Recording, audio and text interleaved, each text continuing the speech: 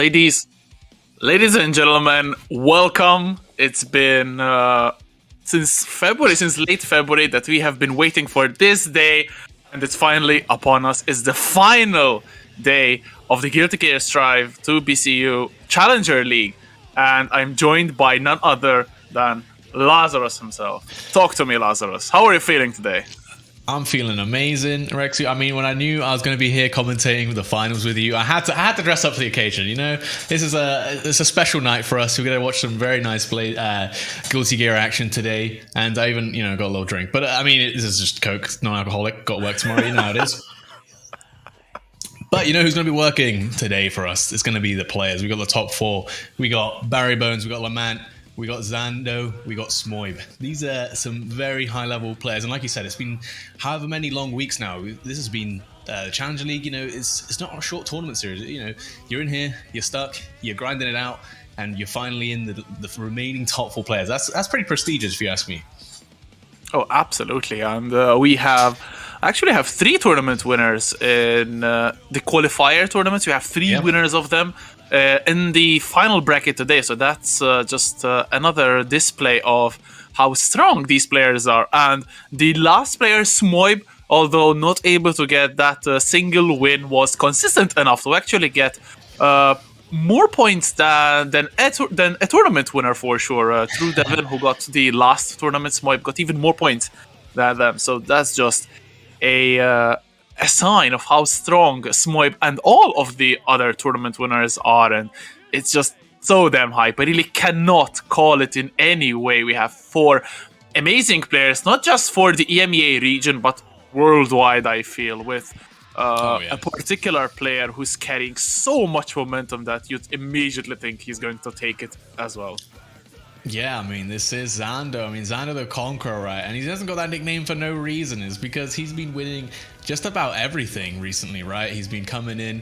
I mean, he's definitely the king of the Salt Mine. He's winning Salt EU every week as well. So he's looking to be the one to beat. We'll see if Smoib can do it. I mean, if everyone tuned into the Salty EU open bracket yesterday, you would have seen that actually Zando is human. He can drop some sets, and that did happen. So I'm very excited. I think that in itself makes today even more interesting.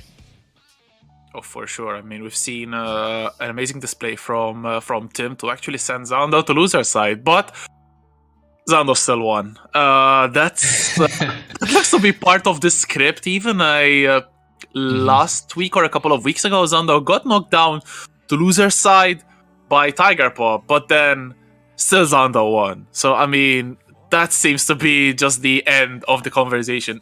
Stuff happens, Zando wins. That's just how it goes. Will we see a change in the script today, though?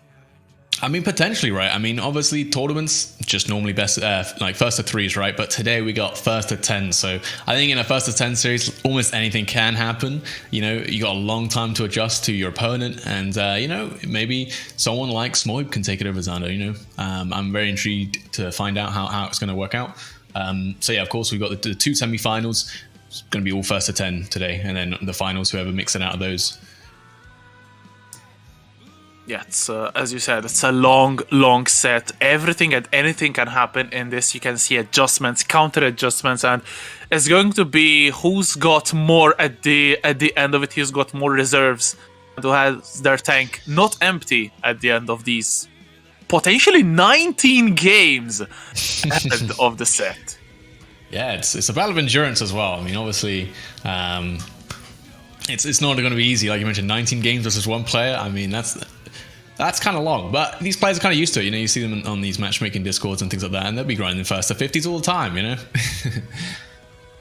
Indeed. Speaking of players, we have the first match, which is going to bless your screens in a matter of seconds. It's a British confrontation, actually. It's Barrybones against Lament. So for all the Brits out there, you have a guaranteed finalist who is who is representing Britain, at least, with Barry against Lament. So Leo against May. I don't see a character switch from either of these. We know Barry has an Axel, but I don't think Axel would be very comfortable in the matchup against May. Yeah, I mean, like you mentioned, we don't think this is probably going to be the matchup that we're going to see. So yeah, I think we got the players in the channel right now for you guys. So I mean, what do you guys think? I mean, all right, let me start actually. Let me start with Barrybones. Barry the Golden Boy Bones. What do you think about May players? Tell me something, Barry. How do you feel about them? Too much. Shroom will get taken down. That's all we need to know. Thank you, Barry. Yeah. All right. Well, Lament, I'm sure everyone's, I mean, if you're around Twitter long enough, especially around the Guilty Gear Strive community, you probably heard some harsh words about Leo players too. But Lament, what do you think? What do you think about your boy Barrybones here? I have nothing but respect for Barry, but Leo is a different story. Damn. All right. Yeah, I like both of them taking jabs at each other's characters. Okay, tell me now, Lazarus, yourself. Do you like playing against either May or Leo yourself? Because I don't. I actually really like playing against Leo. I'm not gonna lie. I play Sol Bad Guy. I think Leo Sol is actually my favorite matchup in the game, so I'm a little bit biased. But I know you're a Ram player, so I'm pretty sure you got some harsh words for those Leo players yourself. True, but we can't leave that to another day because the protagonists are in our chat. So it's time to see that matchup in the finals. Who knows? Absolutely. So a question for both, starting with Barry. Who do you think will win between yourselves, and who do you want to face in the finals? I'm not too confident against May, so I think it could go either way this set. And in the finals, I expect Zando to be there, but Smoib could make an upset. I'm sure a lot of people are rooting for him. He is the people's champion, and to some degree, right? Everyone loves Smoib. He's a good guy. That's why I'm a bit afraid of what Xander's going to do to him, And what do you think, Lament? How do you feel going up against Barry? Do you think you'll actually get the win? And who do you think you'd be facing off in the final eventually? So I'm like semi-confident against Leo, but Barry plays Leo very different. So it's just a question of that.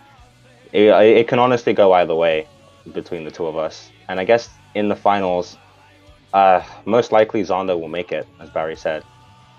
And so I'll have to prepare myself mentally to fight his Ram if I make it there. All right. I mean, you guys obviously expect Zando to be, in the finals, but I kind of want to hear, right? Obviously, Zando used to play the chip, now on the Ram after that patch cycle. Do you think that the Ram is carrying Zando? Be real right now. We'll give you an opportunity to talk smack right now. I'll start. I don't remember much about his chip, but Zando is incredible. He definitely is putting all the work in. Mm-hmm. What about you, Barry? You probably got both sides of Zando. Well, I wouldn't say he's carried, but he's winning it. I'll agree. No, I'm just he's kidding. in the correct tools, Just like how I switched to Leo, he switched to Ram. Exactly. Say we're both not carried by our character choices is incorrect, Damn. Yeah, I think you can make it work. If you're a top player, I think either Barry could probably still make it work on Axel.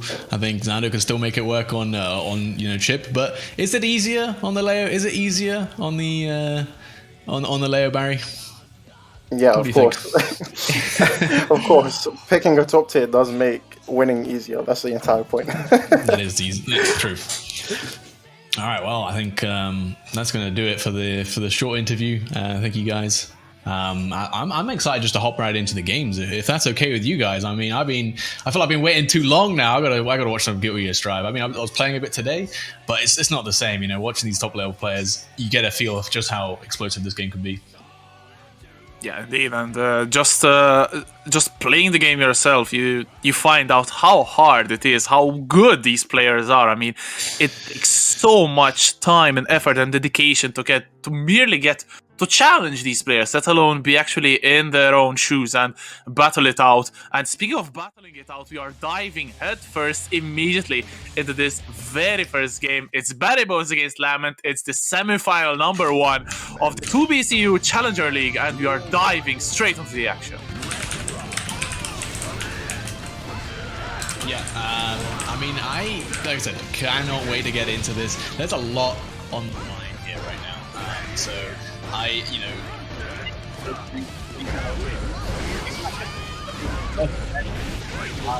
tournament today. So there's going to be lots of games, lots of time, and I mean, this is exactly in a first to 10 set. This is where fighting games get good, right? You gotta adapt to your opponent. You gotta see what your opponent's doing, and you gotta outplay them mentally in that 3D chess that everyone like. Oh, 4D chess, 3D chess that exists already. Absolutely, and definitely a mental blow has been inflicted by Barrybones starting off the set with a perfect and no signs stopping. Look at this super going to break the one and a hard knockdown as Barry still has to register a hit. Yeah, exactly. And looking to get another perfect. Okay, actually, the parry stance doesn't work out. Waking up with the DP. Nice and early on in the set. I like it. Obviously, using the burst to save himself. But there's the fast slash to counter poke the 5H. I mean, May's been hitting that 5H like, you know, it's got 0 recovery frames. But Barry's still managing to punish it. Yeah, absolutely. I mean, it kind of seems that we haven't even started yet, and Barry is already 1 game ahead. And now, even though this is a long set, so plenty of time for players to adjust, I feel that Lament has to calm down immediately. It's still far off from the finish, but this is not the start that they wanted, and Barry was off to a flying one. So it is time for Lament to focus, chill, relax, and take deep breaths and calm down. This is not the start that they wanted, but they can definitely turn it around. It's only 1 game after all. Yeah. I mean, even in a first of 3, like in tournament, you know, you're not going to sweat yourself too much over 1 game. And in a first of 10, you really can't let any of those mistakes get to you. You're going to see, I think we're going to see many double perfects this set. You know, it doesn't mean that the players arenent that close in skill. That's just the way Guilty Gear Strive works. I mean, I mentioned at the start, I want to see some explosive games, and that's exactly what we're already getting. Absolutely. Oh my god. Beautiful DRC.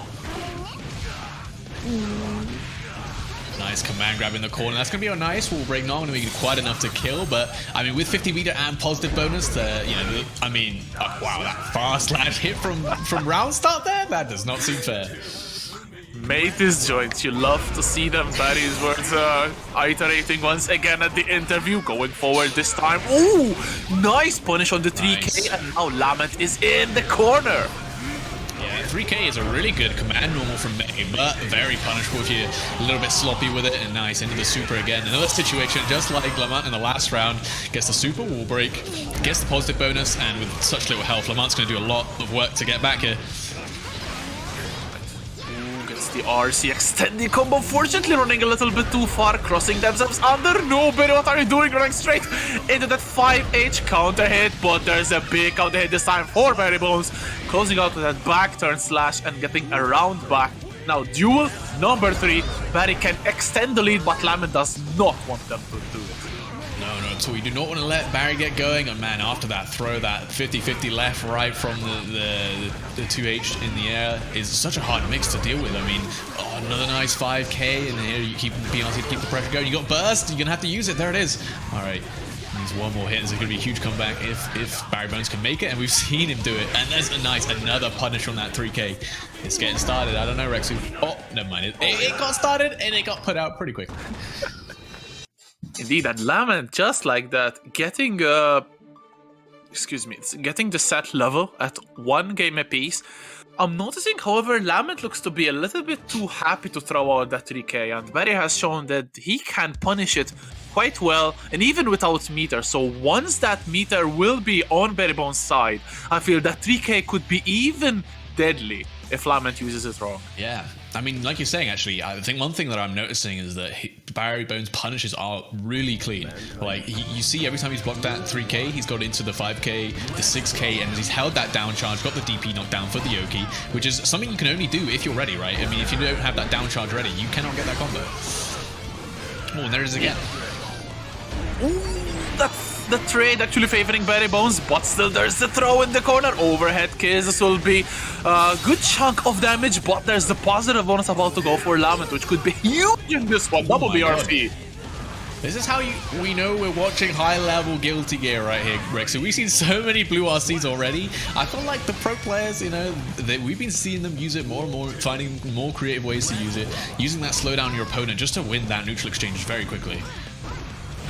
I feel BRC is only getting started with so many PRC and Red RC tech, but this time it's time for the BRC. Oh my god, beautiful boom to keep Lament in the corner. There's the throw, getting that back pressure, but what a throw from Lament, reverting the corner situation. Yeah, like you said, really reverting the momentum there. Use that JD counter hit and jump cancel to get out of the corner, which was smart. Doesn't fully convert, but now he's getting put all the way back in the corner by Lament. He's going to get the wall break, but I mean, Barry with so much meter, you're still feeling pretty good here, resetting back to neutral. There's a blue RC again, and finds a punish. It's such a nice tool to be able to close the distance without committing to anything. It just goes low, and that's going to be enough for the super. You can't burst, it's too late. All right, another one apiece here in the third game. And the duel number 3, the one to break the deadlock, only to 1, but it's still a significant point. Beautiful jump out from Lament, but there's the anti-air from Barrybones, another boom. 5H will whiff from Lament, and that gives the opportunity to Barry just keep on inflicting pressure, but there's BRC forward. Once again, how many BRCs have we seen today, Lazarus? I don't know. I don't think I'm going to run out of fingers just by the end of this set right now, because there's been so many blue RCs, and he's using it so well, right? Catching backdashes, catching buttons, catching almost nothing, right, as well, and using that to gain pressure. And once Leo gets started, that's all he needs. He just needs to win the neutral once, and he can pump out all this damage with this mix. And now just needs to find one hit off this Super Oki right now. The YRC, okay, it lands. Lamont still got a chance to play, but Barrybones with burst and a bit of health. I mean, Leo has very tanky health, but jumps over the firewall. That's a huge punish. Has to spend the burst. Okay, Lamont still with a chance here. Oh, blocks the tap. Doesn't punish, though. Oh, the 5k, 6k managed to play the footsies just right. Barrybones takes game 2, takes a lead, which is, you know, very important. I think this set could go back and forth. We mentioned almost jokingly about it going to 19 games, but that might be what we're starting to see here. Indeed, and I am honestly so impressed by that block on that tap 5D, but still, Barrybones managing to close out the set, or the game, excuse me, because it's still 2-1, and it's a first to 10, remember, so many games still left in this one, and it's game 4 just getting started. And will we see now Lament taking a game back? It looks to be starting off with an ebb flow. First Barry getting games, then Lament, then Barry. Will we see Lament, or will we see Barry actually starting to drift away from the main player? Yeah, I mean, in a lot of first to series, you will see this quite often. You will see one player, you'll see quite back and forth early on, and then towards the end, one player will just get those adaptations and then just run away with it, right? But I mean, when you got players of this caliber, like, it's unlikely that's going to happen. They're both going to keep adapting to each other at roughly the same speed.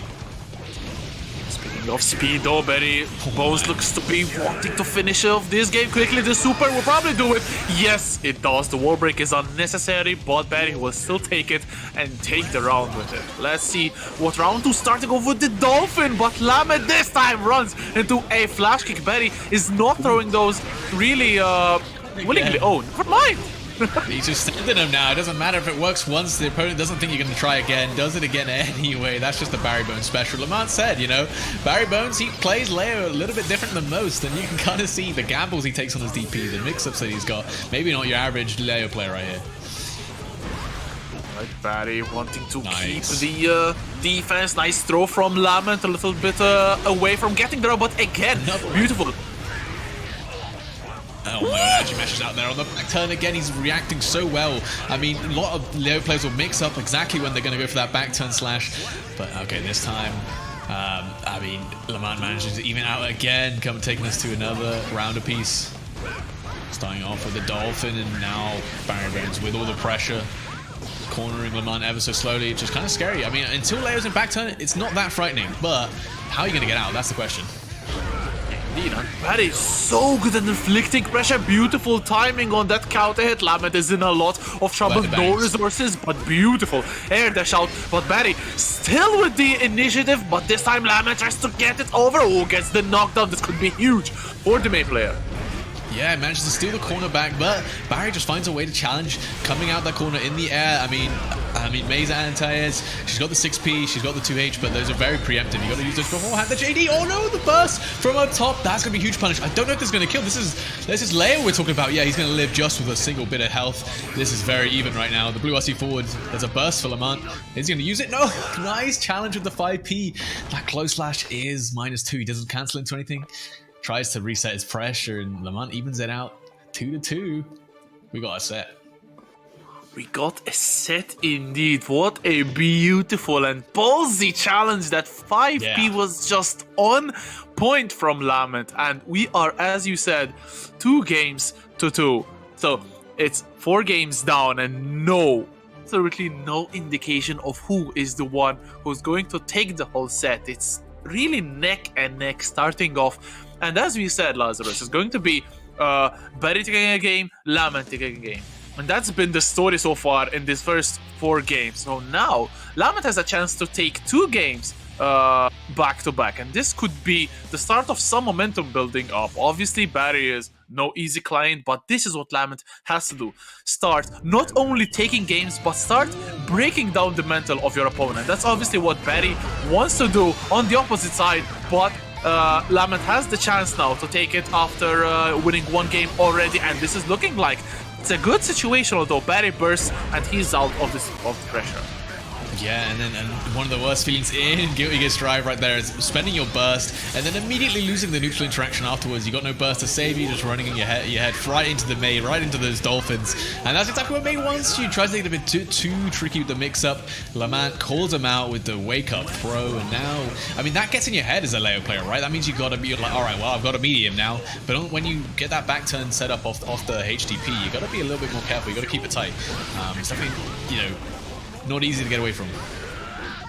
Absolutely. Speaking of not easy to get away from, beautiful super there from Barrybones, breaking the wall and guaranteeing hard knockdown. Lament has burst, but it would be clever if they don't use it yet. There's a positive bonus building up, and Barry getting more and more meter with every single hit. PRC to cancel, making themselves safe, only to go for a whiff punish. Beautiful, fast RC conversion, and once again, duel number 3 on your screens.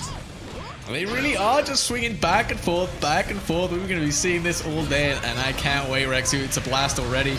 Oh my god, that's a close clash. That was a lot of risk there. This is a lot of damage as well. The Dolphin, the main, the base, the bust as well. Another bad bust from Barrybones, but a really nice bait from Lament into Yamato. This is going to hurt a lot. This is going to kill. Never mind. Oh my goodness. Damn. Yamato. That was only a chunk of risk. Imagine if that was more. That would have been, like a one-shot. Yamada doesn't take guests. She just breaks everything and breaking Barry's bones. And just like that, it's advantage Lament, alright? Yeah. Obviously, it's just the beginning, basically. We're just at the tip of the iceberg.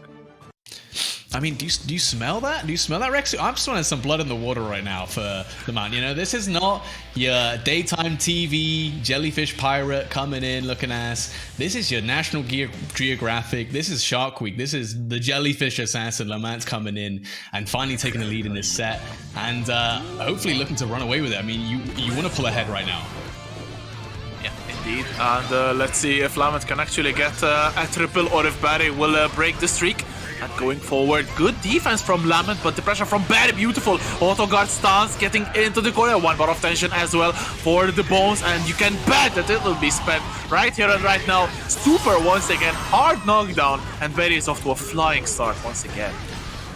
Yeah, it can be quite easy, when you do really bad decisions with those kind of bursts like we saw in a couple of times already in the set. It's easy to demoralize yourself, but you can't let that happen and go with your strive. You got to run back in, and I mean, Barry was doing just that, getting the party started as well. The tap dust with the RC, the 100 meter, that's free mix, trying to keep this burst safe, trying to make this almost impossible to burst out of. Clutches out the rounds, and okay, Barrybones finds some footing again. Indeed, but it's obviously really hard to find your footing against Mei. She can get as slippery as her Dolphin. She can spawn just like that, plus frames. And Barry gets caught backdashing. The flash kick will whiff, and this is going to be burst safe. Have to be very patient on that burst, but just like that, unburstable, and you're already at 30% HP. Oh, I mean, you're already dead? What do you mean? Oh, no, drops the combo. All right, tries to pick it up with the 6k on the meaty, but there's a reversal. But the parry's there. The meaty 5k from the back turn stance recovers so fast. He gets enough time to get the parry out. Counter overhead straight into the super. This is going to hurt. It's not going to be enough to kill.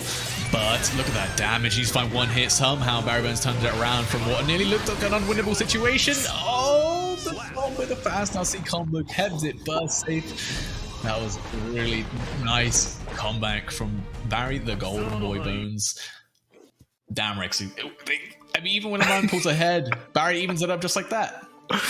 Yeah, there is no escape for either of these players. It's just it has to go down to 9-9. I mean, it's the script, and we'll see if we'll flip it or we'll actually getting a 10-9 in this set. But I have to say that burst from Lament was so painful. I mean, it was probably one of the cases where you burst when you feel that you got hit, but it comes out just a split second later, and that's enough to make you eventually die.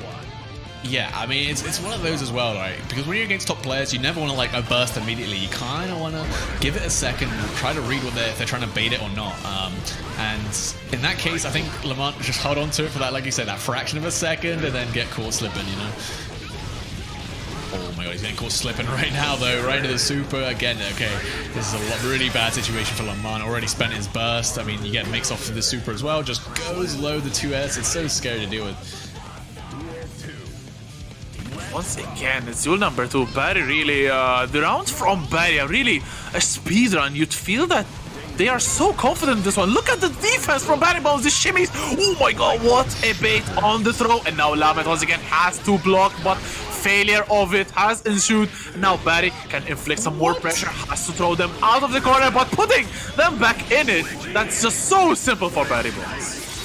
Yeah, he does that run of the mill. I mean, that looked so cursed as well, by the way, when he got that knockdown and then ended up on the other side and then had the throw. Okay, the burst keeps Lament alive for like a second, but that PRC, okay, the 6P, the PRC in response. What a nice gold tap on the stagger there. Yeah, that is not a true combo. At some ranges, if you get counter hit by the Dolphin, that gold, that stagger where you can press out of, if you press at the right time, you actually don't suffer enough hits then that they can't get the throw. And yeah, Barrybones finally, I mean, I wanted to see that. It happened a few times now, and he's missed the gold press. This time he got it, and you can see, right, if you just immediately backdash and the Mei player isn't ready, you can just get them punished just for them trying to extend a combo. Good stuff, with excellent knowledge from both Barrybones and my counterpart Lazarus. And that means that it's advantage Barrybones right now. So it's 4-3. And let's see, the script is saying that Lament is going to take this game, but we all know how much we love when things go improvised, so we'll see if Lament can actually take it. Speaking of, we're seeing both in purple. It's a nice color in Strive. Yeah, I mean, definitely. That's one thing you can fault this game for a few things if you like, but one thing you can is the drip is out of the world. Oh my god, 2 big count hit conversions to get it started, 2 immediate bursts right off the table, and now this is where the game gets real interesting because you got no burst to save you from your mistakes. Look at this blue BRC combo. Oh my, look at the damage. That's on Leo of all characters. That is so filthy, it gives you time to get a fully charged 6H. Beautiful throw. OTG will actually kill off, and Lament is Jesus. 1 life away from evening up the set at 4 each. Yeah, I mean, you think at least at this point, one player would be able to pull ahead 2 points. I mean, I never want to count out Barrybones, though, right now. He's definitely a king of making comebacks. This guy does not stop, and against Leo, they can get it going. You know, all they have to do is just keep mixing you like this, put you in the vortex, guess overhead, you try to mash throw, yep, that's what you get. Indeed, and super for your troubles, and once again, it's duel number 3. We've seen so many of these final round situations. This time he does not get the gold press, so Lament once again inflicting the pressure, but wake up throw this time from Barrybones, burst immediate from Lament as Barry gets their own, and there it is, well spent, but still in the corner. Booms, they get you out. Wow. Oh my god, The 3K from the full screen, yeah, I mean, when you got 50 meter, why not, right? He gets that much damage conversion right from the tip, and even if it was blocked, he convert it into a mix-up. I really like that neutral option from Lament, trying to escape that fireball RC pressure, and now trying to escape the back turn layer pressure, managed to mash out the 5P. I like it, the check on the back turn cancel, but the 2K 2D, is again starting. He needs one hit, but again, Lament, so brave with the 2P, manages to find the right time to mash out, and the script continues, Rexu. It continues. Neither of them can deviate. The script continues indeed, and they're tied once again at 4-4. It's looking really deadlocked. No player can actually break away with a double game advantage. But as you said, this was a marvelous challenge once again from Lament. But the challenges are only coming in moments where Lament would just finish off the round. I feel if Lament was able to incorporate these challenges mid-round or in times where Barry has pressure going on, I feel that Lament could potentially start to get more and more success in his gameplay. So Rexy, you are encouraging Lament here to mash more. I understand. I know you're a player, but you know. Sometimes you gotta hold down back. Nah, you're right though. Guilty Gear Strive it's kind of the game where you don't want to hold down back, right? Risk is a factor which kind of de-incentivizes. Oh my god, the BRC! Yeah, he saw the gold burst from a mile away, the YRC from a mile away, and managed to get the punish. I mean, yeah, that's the point, right? I was saying, Guilty Gear is not a game you want to be sat blocking for too long. So you're kind of incentivized to make a decision fast, and if you guess wrong, you also die, but it's better than dying in one hit. Yeah, absolutely. And I feel that given there's so much damage in Guilty Gear Strive, the focus on Strive is about how well you can defend rather than how well you can attack, because both characters have a lot of damage. Speaking of damage, there's the wall stick. Damn, and the wall break and the whole round for Barrybones. And guess what? It's another duel number 3. Who's going to bring deadlock once again to see them getting leveled in the following game? They are just absolutely swinging at each other, Rexu. I mean, I don't think anyone's going to be taking more than an inch in this set. That's what it's going to come down to at the end of the day. So it's little interactions like that really do start to count up. And there we go, Barrybones in a position, gets the raw overhead again, doesn't convert, but gets the full screen Berserker Slash, keeps the pressure going, gets hit low. Lament trying to press anything the tap does to finish it. I like it, I really like it. Yeah, that was a beautiful meaty 5D from Barrybones, not giving Lament any opportunity at the comeback at all. And just like that, Barrybones going once again in the lead. I think both players have had their share of being in the lead. Barry probably putting ahead a little bit more with being times ahead, but obviously Lament will fight back immediately. And my money is on a 5-5 here.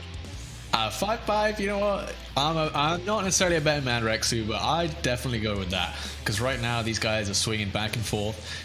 Still anyone's set, and that's exactly what we would like to see, right? I mean, as much as a 10-0 would be kind of entertaining, watching one player dominate the other, it is much more interesting when we get even sets like this. And like you mentioned, they themselves knew this was going to be even, right? They were mentioning, yeah, we expect this to be, you know, pretty even. We both feel comfortable in the matchup, but know that the other player is incredibly strong, and you're kind of seeing that right now. Well, the gold press, no backdash though. That was actually just true combo from that range. Okay, the DP is baited the PRC though. That's the beauty of having meter, but now you're out of cash. But better out of cash than out of life. Although Barry now inflicting the hurt on Lament, gets the burst out, so a good situation for Barrybones. Gets that auto parry as well, getting the back turn situation, but straight into the arc. Oh my god, the 5k! Beautiful stuff. The meaty time perfectly from Barrybones, but the counter hit as well from Lament, getting more damage on the board. Double jump from Barrybones. Jump dust, jump cancel. Where are you going, Barrybones? You're going to win the round. Wow, now you mentioned that was what an insane round from Barrybones again. And now he's still got his burst as well coming in this round. It's very important coming in here. And there's that nice. That's one of the nicest things about that 3K. You can get a knockdown. It is Guilty Gear-esque right here. You get the 5P into a knockdown is such a strong option. That's what makes one of the things that makes May so strong. But you know what else makes May very strong is this damage in the corner, especially. Oh, the 6P from downtown. There's a DP on the meaty attempt. Okay. Can Barrybones, he's got no health to work with, but he's got all the momentum. All the mix going forward. Right now, Lament is in the blender, but 2 bars of tension. One of them spent, the other for Y. RC getting the Dolphin out. 2 bars this time for Barrybones. Although no life. Obviously, a comeback is still on the cards. Beautiful air throw, no conversion with RC. Lament can still live another day. There's a PRC to another air throw. Barrybones really throwing out of the air. Lament has to use the burst. So it's a small victory for Barry nonetheless. Oh man, just needs to find one last hit. This is down to the wire. There it is with the 5, who actually manages to clip Lament in the neutral. And Barry actually pulls ahead 2 points here. 6-4 does not let Lament take it 5-5. And that was a very, very good comeback right there. I mean, especially in this breaking point of the set. This is exactly what you need, right, if you're Barrybones here. You need to make that kind of clutch, because that's the difference. I mean, I said this is a game of inches. That game could be the decision maker. If they keep going back and forth now, Barrybones is in a position to take it. Exactly. As mathematically, it's proven as well. So it's no longer time for tit for tat for Lament. They have to step up their game plan and take 2 straight games at any point before Barry gets to 10, obviously. So things could be getting a little bit pressured for Lament. We saw those double air throw from Barrybones. Also, a big statement could have a very big effect on Lament's mental. They could maybe be doubting their air escapes in the corner from now on, but they definitely are not doubting their mid-screen aggression, because look at these far flashes pushing towards the corner. The burst from Barry, that is a very brave burst, my friend. Ooh, very brave as well. But, you know, we saw him make the comeback on a pixel of health last round. So, you know what? He's like, you know what? No, any amount of life and I can do it. And right now, well, he's going to need more than the amount of life. Oh, he's literally got a pixel now. Can he make it happen again? And Lament does not have the meter. I don't think... Oh, no. Goes for the mix one last time. Like, oh, this is the meeting with the 5k, and the reversal actually works out. Lament, you can't condition this man. He's like, you know what? You baited this 3 times in a row. You can't do it the 4th time. I dare you. Indeed, mental very strong for Lament. Ooh, beautiful backdash actually from Lament. But again, I feel that was a mistimed meaty once again from Barrybones. Be some crackles under the skull of Leo, but managing to get a big counter hit, pushing towards the corner once again. Good block from Lament, but runs straight into a counter hit. There's the wall stick, wall break as well, and Barry gets another round. Yeah, very quick one as well. It didn't even give him a chance to get his burst back. Oh, nice 6p round start. Beat out the far slash, but nice. The reversal throw on the attempted mix-up. And then there's an overhead kiss. It's going to instantly wall break. But, I mean, you're pretty happy with this damage. You're pretty happy with positive bonus as well. Wow, the anti-FIP and the conversion. Barrybones is looking so sick, Rexy. Absolutely as sick as you'd mentioned. Oh my god, what a 6p! 2 bars of tension for Lament. No wake-up workout. This is... use it. Oh my god, he's got the reversal, but I mean, I'd be afraid to send it. You got the YRC, but again, that's been baited before as well. Okay, uses it, manages to get a Dolphin out in neutral. PRCs for the pressure, but Barrybones will pressure the 6k. Oh my god, one more hit. That's going to be it with the low. There's no burst to save you. And Barrybones is now up 7-4. He's taken a commanding lead for the first time in this set. Indeed, Barry is really breaking away, and unfortunately, it looked like Lament had it covered in that game, but then it looked to slip right away from their grasp, and Barry managing to snatch it. And you cannot afford to give a millimeter to Barrybones, because I'm sure that he will make it into a whole game, and that's what Barry does. We've seen comebacks happen many times, and Barry is sure to continue this trend of stealing away your round if you let loose for 1 single second. So then, Rex, what do you think Lament's going to have to do here? I mean, kick their router, apparently. Well, I think we yeah, there you go. You know what? That works. That works if you can keep doing that. Hey, I mean, that was Barry that disappeared, right? So, I mean, it's worked. Whatever Lament's doing to mix it up is working. Keep it up. But now, yeah, what do you think Lament's got to do here? While we've got a brief respite in between the games here. It's tough to say, honestly, because Lament is playing really, really solid, and obviously Barry is playing as solid as ever as well. I feel that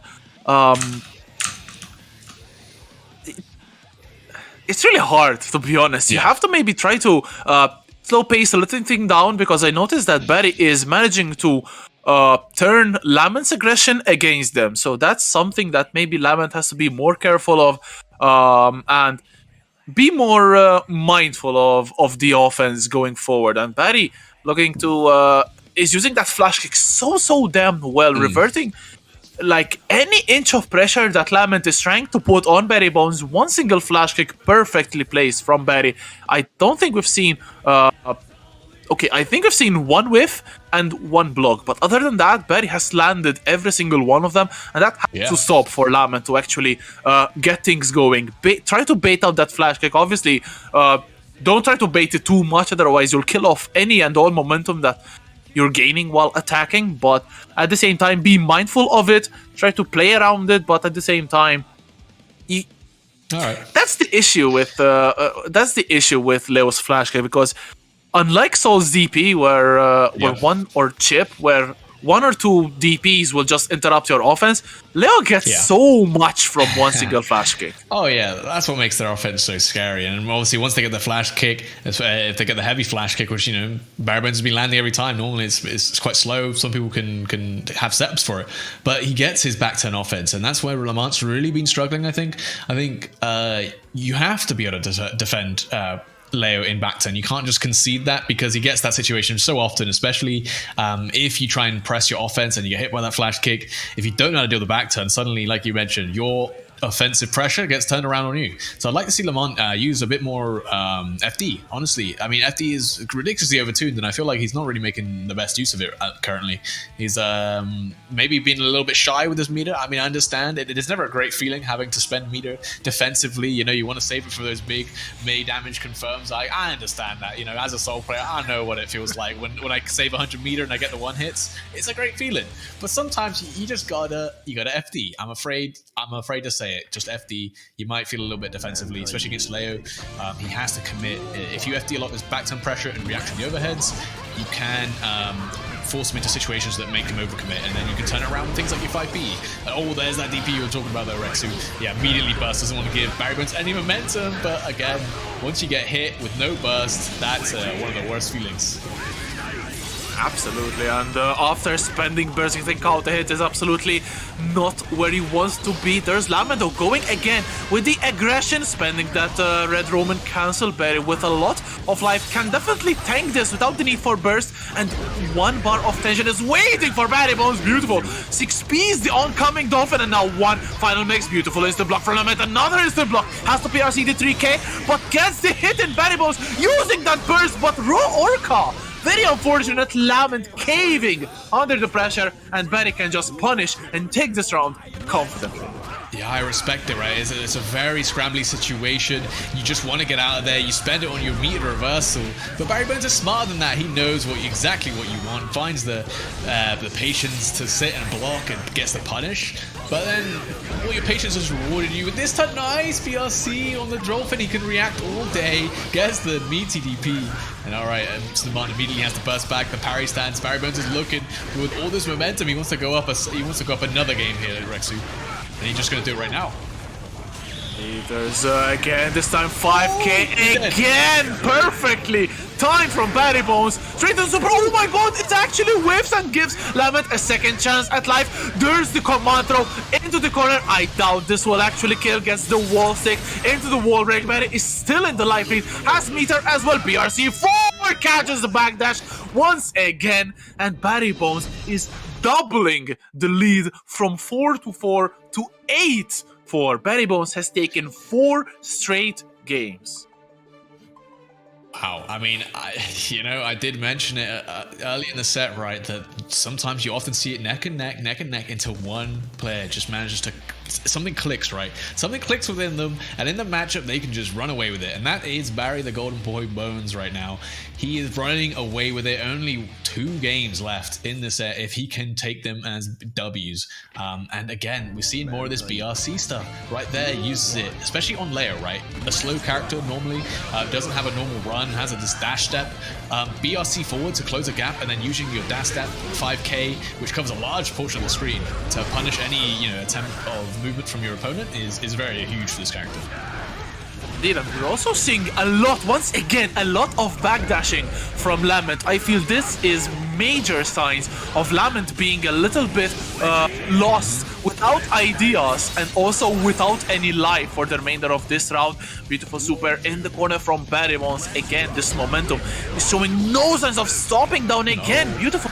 XP stops the Dolphin for the umpteenth time, and Barrybones has them in the corner. The burst to keep them in there. And again, look at the spacing from Barrybones. Just so damn good. It's immaculate. As Barrybones' #1 fan would say, the spacing is immaculate. He's using all these moves perfectly and cashing out as well on these raw overheads. Lamont, I don't think he's blocked one of these raw overheads. It's such a tricky mix when the Leo player just stands there in back turn. Oh, I like that as well. Cancels a parry stance. Normally you expect the Berserker Slash to come, but Barry does nothing, just 2k. Alright, Lamont finally getting a turn, but the JD, the tap burst, he's got 100 meter. I'm trying to keep this burst safe, but okay, can't quite finish the combo. And okay, Lamont's with the chance, but nice, the backdash on the throw. Barry is wired in. He is not missing any of this. He is absolutely not, unlike that missed throw from Lament. Unfortunately, dying with burst is just so damn painful, and obviously a gold burst is so predictable right there, but probably would have been the right attempt instead. Feeling a little bit greedy, going for that throw, trying to put Barrybones into the corner, but what Barry has put himself into is set point. It is 9-4. It has been a 5-game streak from Barrybones. Can he actually make it 6 and put an end to this insane start to our day today? No, because beautiful 5-8 from Lament gets the burst out of Barry immediately. Barry wants to play, not stand and watch. No, definitely not. He spends his burst, and like I said, after you spend your burst, you kind of want to chill out a little bit sometimes. But not Barrybones, not Barrybones. He gets the wall slump. What is this mix? This is a new age mix. I ain't seen this before, and oh, it works out as well. Gets the overhead into the super, and now Lamont, he's got. Oh, looking like he's only going to have 1 life left. Gets the YRC, but the DP. Right when you thought it was your turn, Barrybones says, no, give me this. I want this 6th game in a row. I want to show exactly what I'm made of in the finals. I absolutely love the flash kick of YRC, the first time that Barry has challenged it, and it's come at the perfect moment, going in, going back turn this time, getting caught with the backdash and going in Lament this time though. Nice burst of burst, but once again that flash kick straight into 6-edge counter hit. This is a dead Barrybones on to the next round. Damn, that hurts. Lamont finding some life. Okay, has to spend his burst for any of that momentum there. That means you got to be really careful. The Barrybones special, the close slash into close slash. I'm -2. I mean, by the way, I'm +2. Just kidding. Don't read frame data, kids. It's too hard these days. And oh my, there it is again. Oh, look at this as well. The full conversion. The risk was stacked up. It's gonna hurt even more. No gold tap. That's a combo. Nice on the deep. That's a big punish. Can you keep this burst safe? Might not even need to. Okay, let's see it. Oh, misses the combo. Barrybones a little bit too heavy on the Leo, and you don't want to give Barrybones a chance here. You don't have burst. You might not even get it. Oh no, Rexu. Oh He's no. gonna die. No. This is tragic. Wake up super. No, there's the burst. What a block from Barrybones, making it 6 in a row, 10-4, and Barrybones will be the first finalist of today's Challenger League final. Barrybones, just what a comeback though. That unfortunately though, Lament, even though they wanted this so badly, that greed to take that burst away was just so unfortunate, because ended up dropping the combo, going for an alternative round, which I doubt that Lament even labbed. And just like that, Barry ended up getting back on their feet and taking the whole round, game, and match. Yeah, and in a convincing way, obviously, 6 games in a row. And like I said, it was a battle of inches all the way up until that point, right? It was just the tiniest amount, and then Barrybones makes that one comeback with a pixel of life. He makes it happen, goes 2 sets, gets 2 sets up on Lamont, and then somehow just carries that momentum into an absolute sweep. And, you know, that's an amazing first set for today. I'm definitely looking forward to what we got in store in the next few sets. Without a shadow of a doubt, Barry typing fasting different in chat. Yeah, gets him wired in. I respect it. Damn. So now Feast will attend Barrybones while he attends the final, probably, as we are now attending Mr. Smoib to come in voice channel, because we have the second semifinalists up for their interview, their time to for some pre-game antics. We definitely love for some pre-game words, and these two sexy competitors, just like the ones who we've just finished watching. And damn, what a set we've just seen, Lazarus. Yeah, I mean, I couldn't wait to get into it, and I'm glad I didn't wait, because those first 10 games that we saw, those were really hype. And then Barry running away with it really shows his strength as a player, just having that adaptation, and then just not slowing down as well. A lot of times people can get a little bit comfortable when they start taking the lead in those kind of sets, and that allows the other player to adapt a little bit and to catch up. But Barrybones, no, not gonna let that happen. Indeed, and that's what, as you said, though, that game breaking off, that double game back to back, definitely giving Barry so much momentum that he could just steamroll, and that's what actually happened. But speaking of steamrolling, it's the Goldlewis himself joining the call. So we have Smoib and Zando in the call right now. So. Okay, so I have a question for Zando. Actually, it's Barry in the final, and in the group stage. Actually, Barry got the better of you. How do you feel if you? I think Sleep got the better of me. Sleep got the better of you? Is that I was an awake excuse? for 2 days in that moment.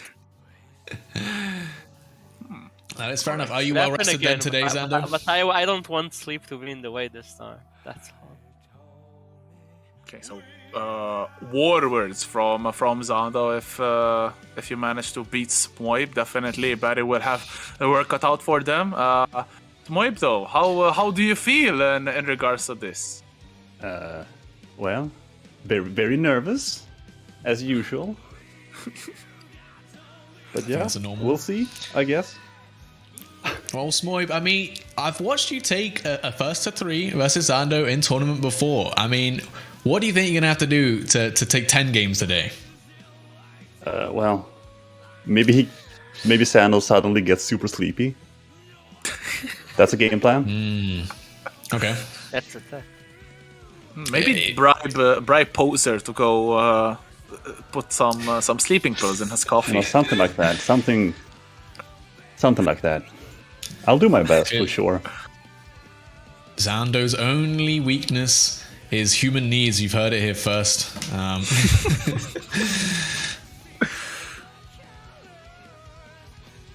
All right, I got a question for Smoib as well. Who did you play before Goldlewis came out? Actually, I played Axel. Axel, right? Yeah. Oh, that's a very wild change. What made you change to Goldlewis? Goldlewis is just too cool. Have you seen his coffin? It feels so good to swing. I respect it. Thanks. Okay. And what about you, Zando? Obviously, you used to be the chip player, was showing up big on the chip, and then coming up with the RAM. What made you sort of decide that actually chip's not worth it anymore? Are you kind of like a boy Leffen? Records are cool. Records are cool, right? Chip's got a record. You can cancel that. Dude, Chip's record is lame as fuck. What do you mean he's got a low and an overhead? Okay. Let me cancel the low into Alpha Blade or some shit, then we can talk. Oh, that would be hype. Nah, you can't have that. That's too fast. Players can't react. Sorry. True. Flare reaction, you know. Stuff. All right. Well, I'm looking forward to jumping into this game as much as I'm sure all of you guys are. So, unless you got any last questions, Rexu, we can hop right into the games. Oh, I mean, I'm just as excited as you. I can't really wait to get this show started. So thank you for coming over, Smoib and Zando, and see you on the battlefield. Thank you for having me. Yeah, thank you. All right. I'm looking forward. I mean, we've seen, like I said, we've seen Smoib do it. Zando's still human. Obviously, Tim, 119, the least imposing person coming in versus, Zando managed to take a set, put Zando in the losers. Obviously, that doesn't deter Zando for long. This guy is an absolute machine. Let's not get it twisted. This guy's coming in #1 seed probably for a reason, and that is his ruthlessness. He is definitely already a champion of many places, and he's looking to conquer one more in the Challenger League. Absolutely. We've definitely seen our fair share of Zando victories, and we'll see if Smoib can pull off. I don't want to call this an upset because Smoib is just an insanely talented individual. We've all seen his Goldlewis. We're all in love with his Goldlewis, but Zando just feels like this massive mountain that needs to be moved. And it's just that hard for any. I mean, I think Zando is the actual favorite to win this whole thing, and we'll just have to see if Smoib has it in them. I really like the mountain analogy. You know, if you want to beat Zando, you either got to go over the mountain, right? You got to go to a level beyond it, right? Reach the heavens, the realm of the gods, and somehow surpass Zando in that regard. Or there is a secret tech as well. You can go under the mountain, and that is rolling in the dirt, in the slime, the swamps, trying to get through it. And you got to drag Zando down with you, because that is the only other way, right, as well. Because you cannot beat this guy if you're just playing at the same level as him. You have to go above and beyond, or really down below into the gutter, because that's the only way you're going to catch him out. This guy is like contextually just one of the best players in the world right now, I think, specifically at just decision making. So he's always going to be making the right decisions. Luckily, you know, Goldlewis has a lot of ways to make you have to guess, which means no amount of decision making is going to help you. Through that, and also true is also the fact that the last times that Zando had to reset a grand finals bracket, so long sets, Zando has actually managed and taken the whole thing. So it's going to be very scary for Smoib going into this first to 10, but obviously still doable. But looks like Zando is off to a flying start immediately. First Mortal Battle of what's going to be a lot of them, and already Zando with a hard no dunk catches with that 2 SRC to continue the combo, and starting off with a perfect, just like the previous set. Yeah, just like St. Jules says in the chat, Zando seems to have slept pretty well today. He's very much wired right now. This is just the first game, though. We'll see how long his sleepiness or his awakeness can keep up, and whether or not that the IB on the record. But I think he was too far away from the throw. Gets counter hit, and that's a pretty big punish as well. The the high sword to catch the jump out attempt into another Motobato, and here we go. Already in a position to take the first game without Smoib even landing a hit. And it's unfortunately the throw will with Rekka will get the answer and get the first game from Zando. Damn, first game of the first set was super fast. This one is rivaling it as well in terms of how fast Zando was to take the first W. The lobby is just flabbergasted as well. It just doesn't want to react. Yeah, I mean, I think he's trying to give Smoib a little bit of a time to see if he can react, because you saw the reaction on the throw attempt there. I mean, this isn't Street Fighter. Yeah, Tekken throws is a dangerous game right now, and yes, Zando just makes it always look so easy, right? He's so imposing that when you're in the corner, you just feel like you have to press. You're panicking, right? And when he's running at you like that, I mean, I'd be mashing throws. I'd be trying to do something to get it in my favor, especially as Goldlewis, right? You get a reversal throw, you throw, you know, the character like Ram in the corner. What are they going to do? Block? Like, that's exactly what you want them to do. And it just feels that when you're put into the corner against Zando, there's just nothing you can do. Zando's just so good at mixing dash up throw with stuffing anti-air as well as 2k or 5k to frame trap you. That is just honestly just pray that you can escape the corner just like that. And Zando putting Smoib into the corner. Goldlewis has it so rough to try to escape, but that burst can be a solution, although you only get one per round basically. Yeah, especially look at that risk already building up. I mean, this is kind of what makes Ram so scary, is that normally, you know, you don't really see risk normally get this high with the Motobato. Yeah, the risk was way too high. That was just completely unscaled. So yeah, speaking of risk, normally against a lot of other characters, you don't see the risk reach that high scales, because normally people FD their pressure, right? Because that's the best way to get out. Against Ram, FDing the pressure doesn't really help you very much. So a lot of the time, you'd rather just save the meter. And unfortunately, that means you're going to eat a lot of risk. That means you're going to take a lot of damage, just like right here. beautiful Rekka loops from Zando, as you said. They're going to be eating up a lot of damage. That risk is slowly getting cranked up.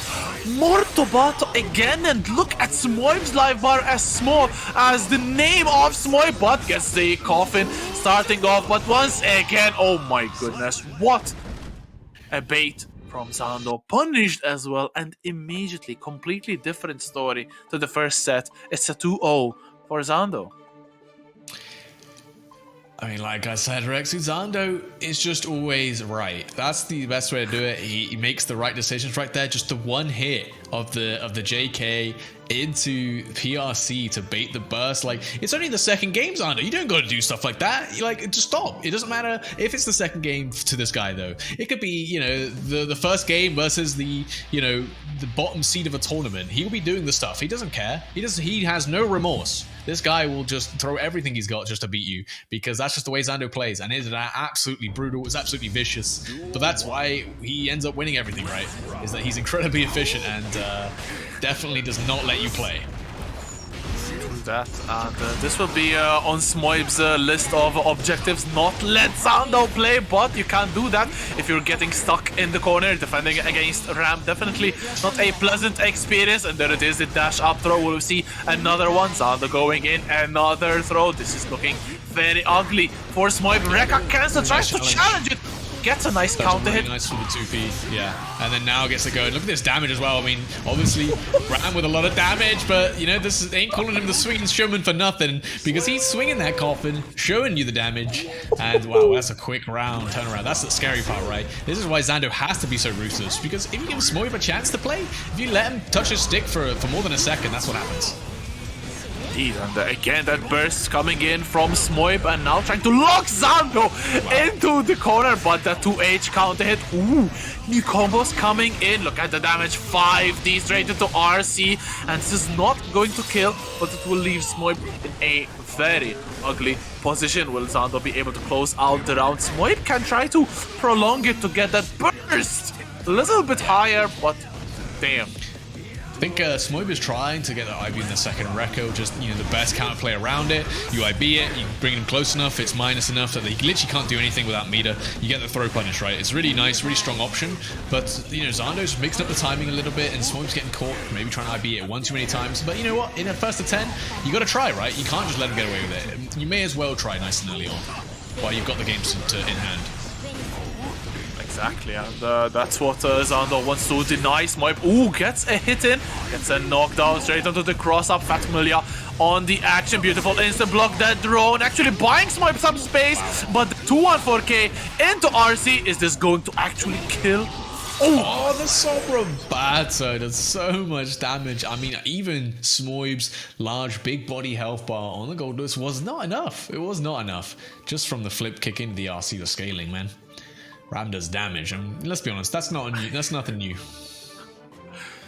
Yeah, absolutely. Ram does an ungodly amount of damage. That's definitely for sure. But I'm noticing Smoib is every time Smoib manages to get maybe some separation, some space to go on the offense, Smoib is not being careless, but he's looking like he wants to rush to the action, and that is resulting in them getting hit, because obviously it's so hard to get in on Ram if you're a big character like Goldlewis, but Smoib is maybe playing it a little bit too reckless. He has to be more patient, otherwise this will just happen. Rekka loops from Zando going his second one counted, and that's all she wrote. 6H as the killing blow, and another round for Zando. Yeah, I think what you're saying is hitting the nail on the head there, Rexy. I think Smoib is just guessing far too soon, right? I mean, I said you want to guess kind of early on, especially against someone like Ram. But on the Rekkas, every time he's getting a counter hit on that second Rekka every time. And at this point, you got to guess. You got to at least make, you got to respect it a little bit more than you are. I mean, it's early on, but, you know, sooner or later, Zando's just going to be up 4 games, and you've not even had a chance to play yet. That's basically the straight truth coming in, just like Zando's coming in. The 6P, not even a millisecond in the air, and Zan just sniped him out of it, finishing off with the Rekka, and just like that, it's 4-0 for Zando. this is just obscene, right? I mean, I say it's obscene. This is what we should be used to by now. This is exactly how Zando plays. And he does not let up. He doesn't like, oh, I'm 5 games up, time to try out this new tech. No, there is no new tech for Zando. The new tech is trying to win 10-0. And that's what he's trying to try and come in and do. And it's up to Smoib to stop him right now. I mean, if he can get a handle on the matchup and take a couple rounds into, you know, a couple games, then it looks winnable, I think. But you need to, at least defensively, not gamble as much. Like with the wake-up throw right there, gets counter hit with the close slash. And again, swinging in, but the spacing from Zando is just immaculate, and Smoib is just getting counter hit every opportunity. Yeah, and that's unfortunate. Smoib trying to interrupt the pressure coming in from Zando, but resulting in them getting counter hit just like that, though. That works. Beautiful challenge with that 2P into Coffin. This would be huge damage if Zando's not burst. But speaking of, there it is. Beautiful PRC jump, baiting out the throw from Smoib. Will Zando be able to finish off the round? 5D will do it. And once again, what looked like a good burst of offense from Smoib gets reversed into a round for Zando. Yeah, we're gonna see that a lot, right? Smoib, you cannot let up. You've got to, like, right now, he's got to win the round. You can't let Zando play because we've seen what he does. And again, the thing is, Zando's not only right on offense every time, he's also right on defense a lot of the time. So you can't, you know, expect to win off of one interaction against him. But you have to in this kind of matchup. And, you know, especially against, and that's a perfect YRC as well. Blocking the drone, blocking the overhead attempt, and managing to turn around the entire situation on his head very quickly. Throw tech from Smoib, critical, otherwise it would have been so painful. The damage would have definitely killed off Smoib. Beautiful jump dust, but once again, Zando giving just enough space to bait out the jump dust from Smoib. Oh my god, there's the cross-up though. This time, it could be around for Smoib. It actually is around for Smoib. Is that the first round that Smoib has actually taken of the set? I think that's the second round, actually. I've been trying to keep count, but I think he did win one before. But even still, like, you could see it. What worked out well for him in the end was that patience, right, in the corner. Eventually found the opportunity to jump out and then get the punish on Zando. Get him in the corner, bait the throw. But again, you can't just be sitting in the corner and expect you can jump out every time, because he doesn't even let me talk. Zando, slow it down. The fast RC into Mortabato. I mean, bro, I'm trying to commentate some games here. I mean, this is a speed run, honestly. First to 10 any percentage, Zando taking up the challenge. This time, last set we were at 1 game apiece. This time we're at 5-0.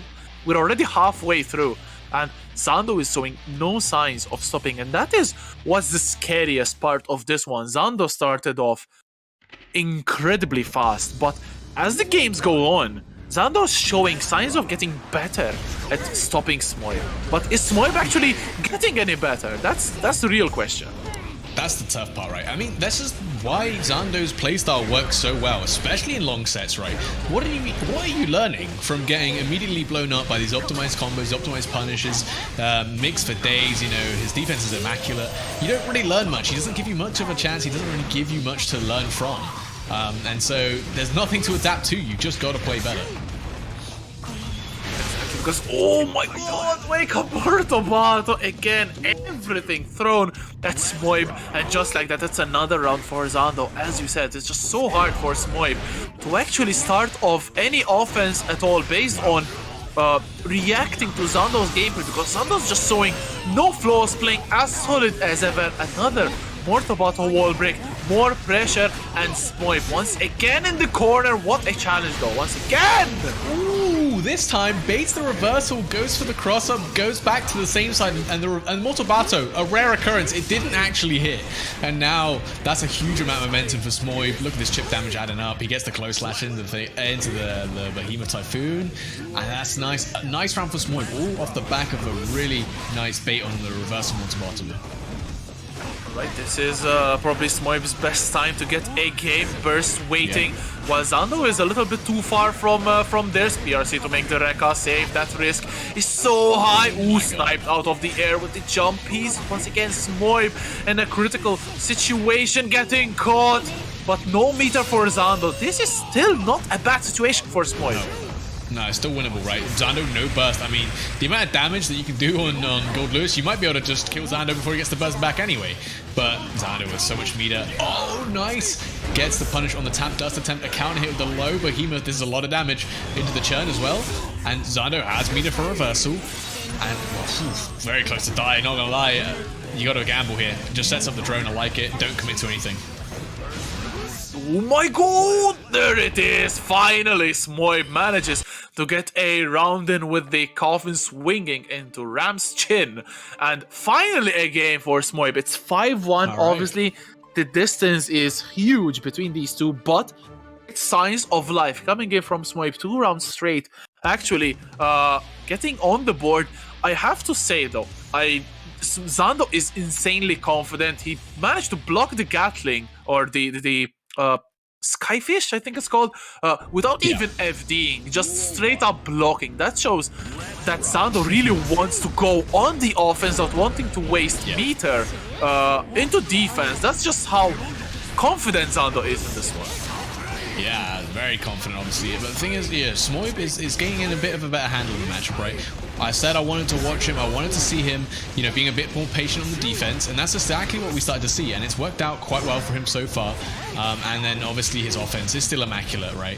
Even Zando has to guess at some opportunities, and you're gonna get counter hit occasionally. This time, you know, choosing to spend the FD quite wisely, Rexu. Indeed, otherwise it would have been a dead Ram going forward this time. Double IB from Smoib, but what's gonna get you? That's gonna get you dead because Zando baiting it out. 2-1 for H, and Smoib is dead. That is just so unfortunate. I play Ram and I felt that. What a sick adaptation. I mean, Zando, you do the counterplay exactly what as you should. IB the second Rekka, go for the throw. Zando just reacts. He just says, yeah, I know what you're trying to do it for, and then gets the full punish on the throw attempt. Oh, wow, look at that. Gets the huge punish opening the round up. And both players are burst. Okay, Smoib chooses to use it. Doesn't really have enough meter here. Got the security gauge stacked. Gets thrown. Respecting. Yeah, that's the problem. Is as soon as you start respecting, Zando recognizes that and goes for throws. Oh, goes for the throw always with the immediate PRC. No meter once again for Zando, but Smoib has some meter and some life as well. There's the Rekka. You have to. Oh my god! What? Oh no! The tap dust. He goes for the 2P. Actually trades with the tap dust. Unfortunate. I think Smoib had the right idea, but was just one frame too late. You hate to see it, a little bit too far for throw range for Smoib, so 2P was the next best option, but still lost. It's just that this set has been going, I wouldn't say just like that, because Zando has shown some incredible signs of violence with not letting Smoib getting bottom in rounds at all, but it's just Smoib's answers or solutions are not working at all. Yep. And hey, but Rexu, I mean, I just saw someone in chat who might have all the answers. I don't know if you can see him right now. That is in fact it's Tim 119. He's here. Tim, you got to give our boy Smoib some advice right now. He needs it. He needs to. How do you beat Zando, huh? You can't. And don't tell him to pick Geo. how do you beat Zando with Goldlewis? That's the answers we're looking for. Google definitely does not have them. Will Smoib have them though? Unfortunately, right now doesn't look like the case.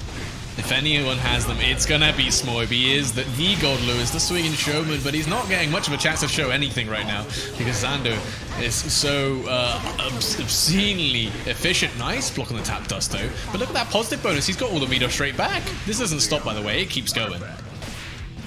Yeah, that's probably Smoib just lets off the block button there because it's just. The situation is legit desperate. You can't really hope to get away with. Oh my god, what a conversion off of that speed down, going forward once again, getting the jump slash.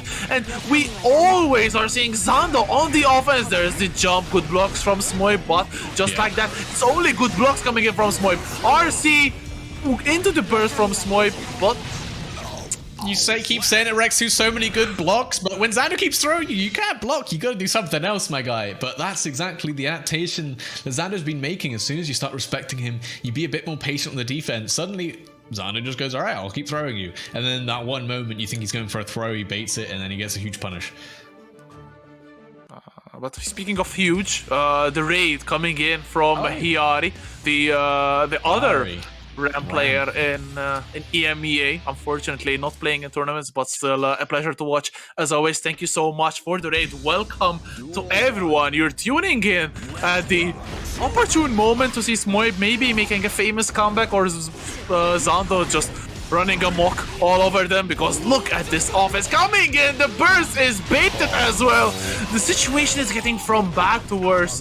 Zando is just showmanning for the new raidie visitors. Oh my god! Oh, and that just kills the OTG Summer back to a perfect, really putting on a show. I mean, I said Smoib is the swinging showman, but maybe Zando's the swinging showman right now, because he's not only conquering, you know, the Challenger League now, he's just conquering everyone's nicknames. He's going to be taking them all. He's taking them all for himself. You're not allowed any. Oh, the Rekka loops as well. Into the Multivato, yeah. Another real bad situation for Smoib here. You're going to have to guess on this Oki. Strike throw. This is not Guilty Gear Strive. This is an episode of Pink Slips, and Zando on the way to stealing everyone's title. Going forward once again, 5D. This time it will not kill, I hope. I don't know. Sobrabao does so much damage, Rexy. That I saw there was a sliver of risk in that tap dust combo, and that's all it needed to kill even the likes of Smoib on the Goldlewis. I mean, look, it's looking dire. It's looking bad. I mean, if anyone has any ideas, please post them in chat. I'm sure anyone. How do we stop Zando? Just kidding. There is no stopping Zando. But in all seriousness, Rexy, what does Smoib have to do? Honestly, pick up his stick. He's gonna play. It just feels so helpless, because that's the issue. Smoib is not getting any chance at all to play. That's how unfortunate this situation is. With Goldlewis being chunky and tanky as is, it's so hard to even contest Ram, because the buttons are so slow compared to Ram's. Ram's just outshine Smoib's and Goldlewis' buttons. Goldlewis obviously can dish out so much damage that one touch can end Ram's round, but Ram can definitely two-touch Smoib just the same, and with better ways. Yeah, I think that's it, right? The matchup isn't that easy for Smoib either, right? Normally, Goldlewis' neutral is actually decent a lot of the time, right? And that's where he gets his advantages. And then, obviously, defensively, we can see how rough it is with no reversal, kind of slow buttons, a really big body. That's just what happens. And so Smoib needs to win the neutral and then carry that to a round win. But as we can see, how hard is it for Smoib to win neutral? Not against just Ram, but against Zando with Rams. Exactly, it's Zando of all Rams. Beautiful though. Backdash from Smoib, getting maybe a couple of seconds of offense. Zando not having burst could be actually huge for Smoib's possibilities. There's the super to break the wall and actually kill. Holy! He died from half health. There wasn't even risk on the back of that. He just died. Oh, that was intense. I mean, that's exactly what Smoib needs. I don't know. That's the problem, right? In a first to 10, how often is that going to come up versus versus Zando even? Not very often. So you got to pull out something else. And right now, okay. I mean, Smoib was saying he was saving it all for all this information for the next game, and he's pulling it out. All right. Smoib actually winning some more rounds here, 2-8. Still a long way to climb, but that was a hell of a game. There was a hell of a couple of rounds from Smoib, and that's what we are talking about. Dishing insane amounts of damage. The issue is though, Smoib managed to get in, but spending the burst and actually having Zando with no burst. That is quite a risk, not risky, but an unoptimal win condition for Smoib. Obviously, it's 2-8. It's very much doable, but even if Smoib manages to win the majority of the next games, Zando only needs 2 of them. So by luck, by just speedrunning, Zando definitely has an insane shot at being the second finalist of today. Yeah, I mean, like you say, we can see how insane Smoib is once he gets in.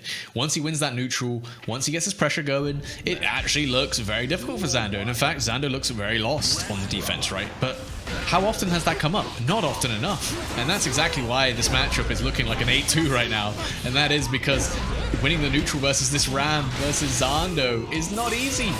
And as soon as you lose it, you're losing, what, 60% of your life just like that.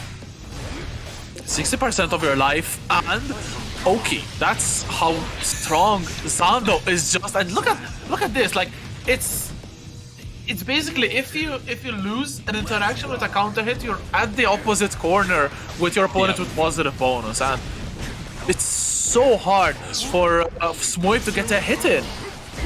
Yeah, it's one of the strengths of Rams, but nice. Interrupts the record pressure, forces Zando to lose the burst, but again, Zando just turns it around and then gets the super into the wall break, into the Oki, and we've seen this over and over again. Finds the hit. Okay, Smoib manages to find the opportunity to burst, finds a hit too. If he can find one more, this could be possible, but oh, the Suki Wisp, but he has 100 meter to keep it safe, and Mighty runs into the Behemoth. Uh-oh, is this looking very dangerous right now, Rexy? He's got to land one more mix. Oh, I didn't even see that. Block the second one. The explosion made it almost unseeable to block, but Smoib definitely saw it, and he's seeing the round. He's seeing red right now, and Smoib making signs of life. Zando, will we? Oh, no, never mind. I thought that maybe could have been a bit concerned. This is Zando. I mean, does he ever look like he's sweating? I mean, last time I saw him sweat was against Tim, and Tim's not here right now. All right, Tim ain't knocking on the door. It's only Goldlewis, it's only Smoib. But okay, this is the situation that Zando has been sweating in though on the defense versus Smoib versus Goldlewis. Nice bait, but yeah, with the 100 meter doesn't matter. But you know, Zando with no meter now, you still got a chance to play neutral. You got burst. Okay, you got another chance. Oh, but the win. That's all burst safe. Yeah, you cannot. Really smart stuff from Zando to take us one game away from securing his slot in the finals right now.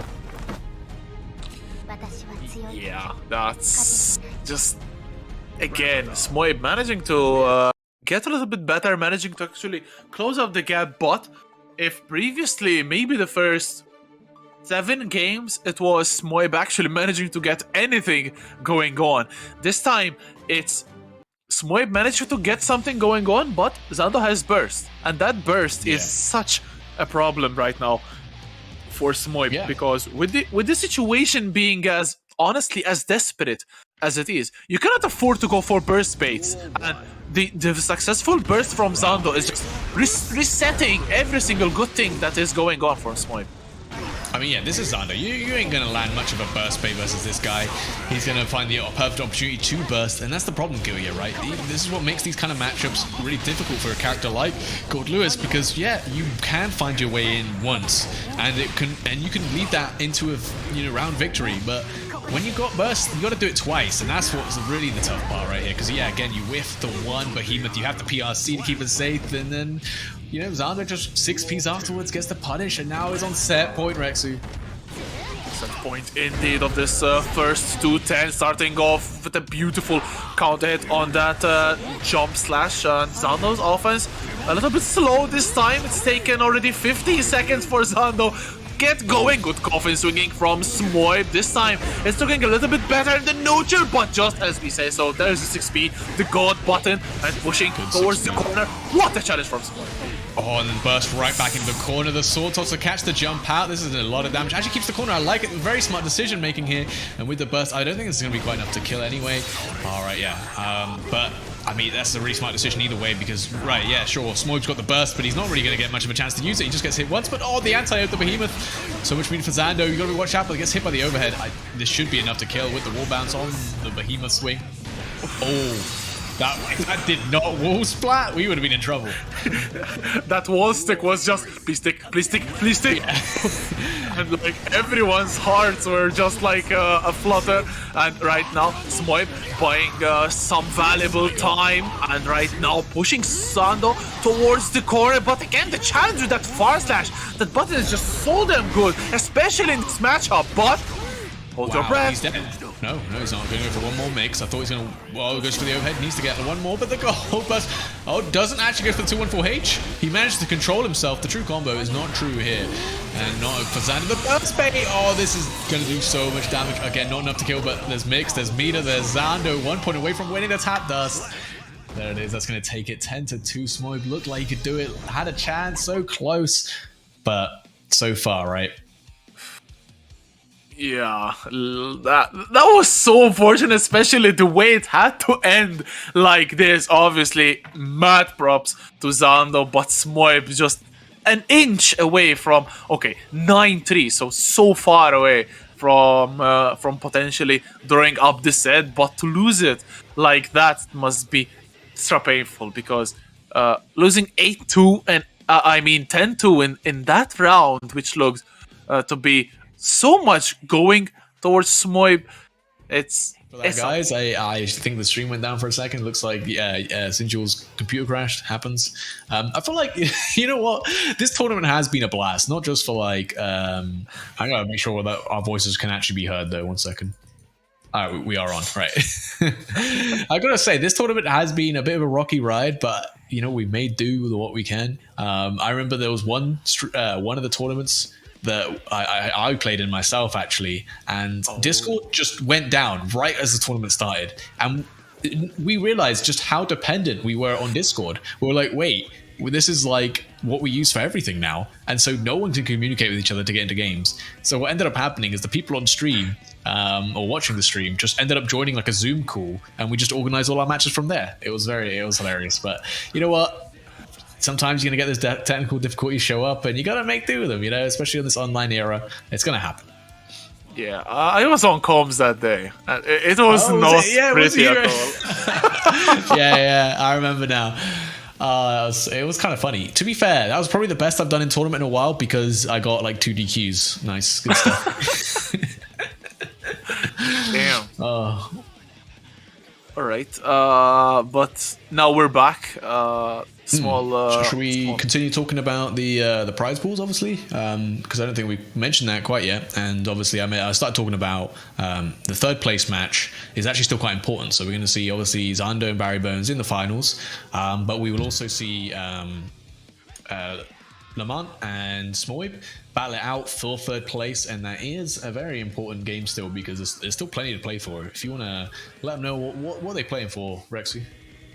Absolutely. So basically, Barrybones and Zando have guaranteed themselves an LC power monitor for themselves. They will get 1 each, so that's already very good for being in finals. And also, they have guaranteed themselves an item of choice from Streamplify, so they can choose between a camera, a mic, and an arm. So that's 2 for 1 basically, or a light.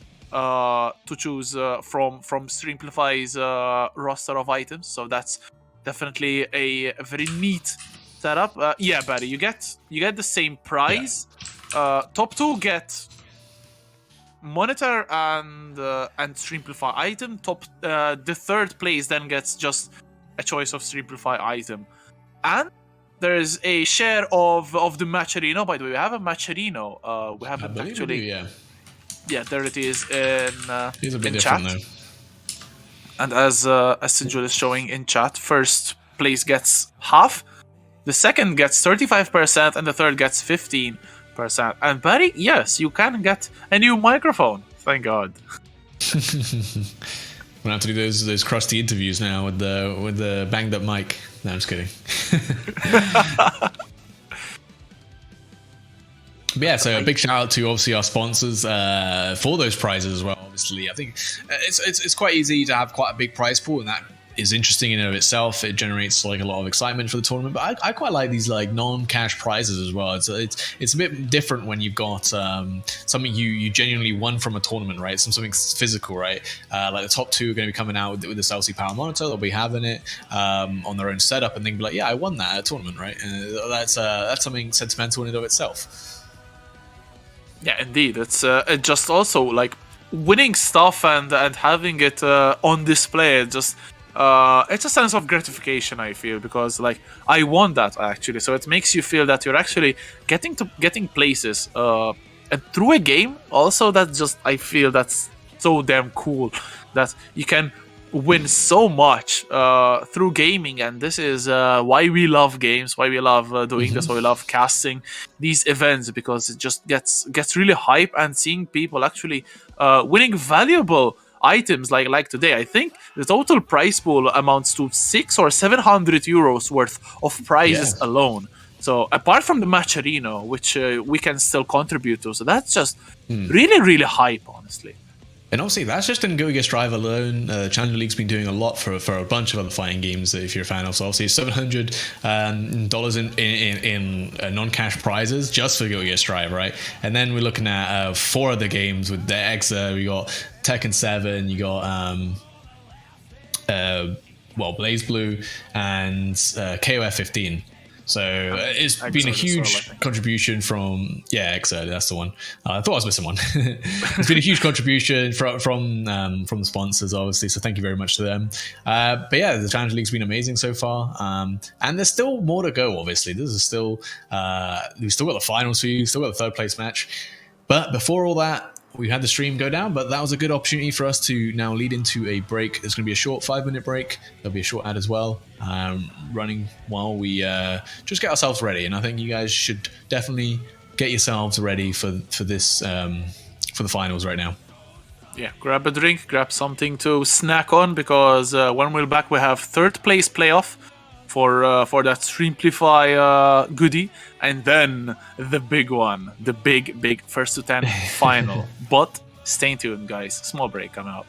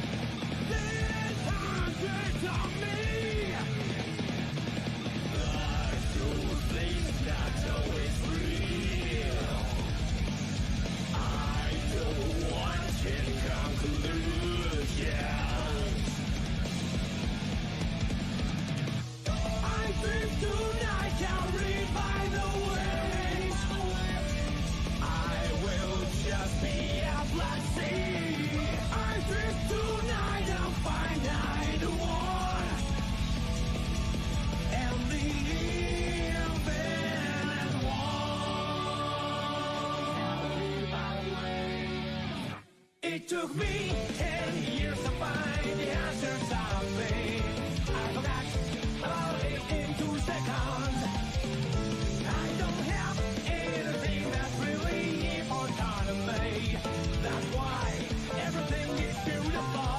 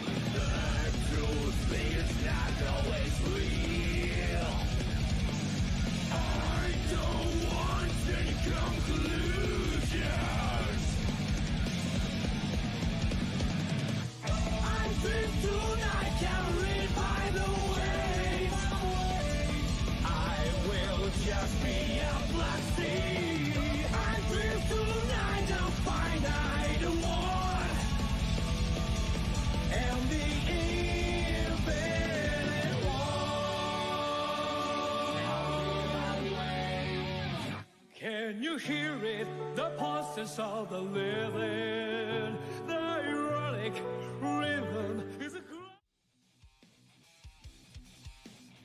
All right, hello and welcome back, guys. We are in here, right? We got the 2BCU Challenger League Guilty Gear Strive finals, but before all that, we still got the third place match to play for right here. So this is still an important match. This will decide who will win. A scratch of the Matcherino pot and one of the Streamplify products on offer. So we've actually got the 2 players, Lament and Smoib, on the call right now. So I'm going to start it off. Obviously, these guys are in the third place show match because they lost ultimately. So I'm going to start it off with the Smoib here, right? After a loss, this is something I've struggled with as a player before. How do you rally yourself, right? In that losers bracket, in this third place match, how do you motivate yourself to play well?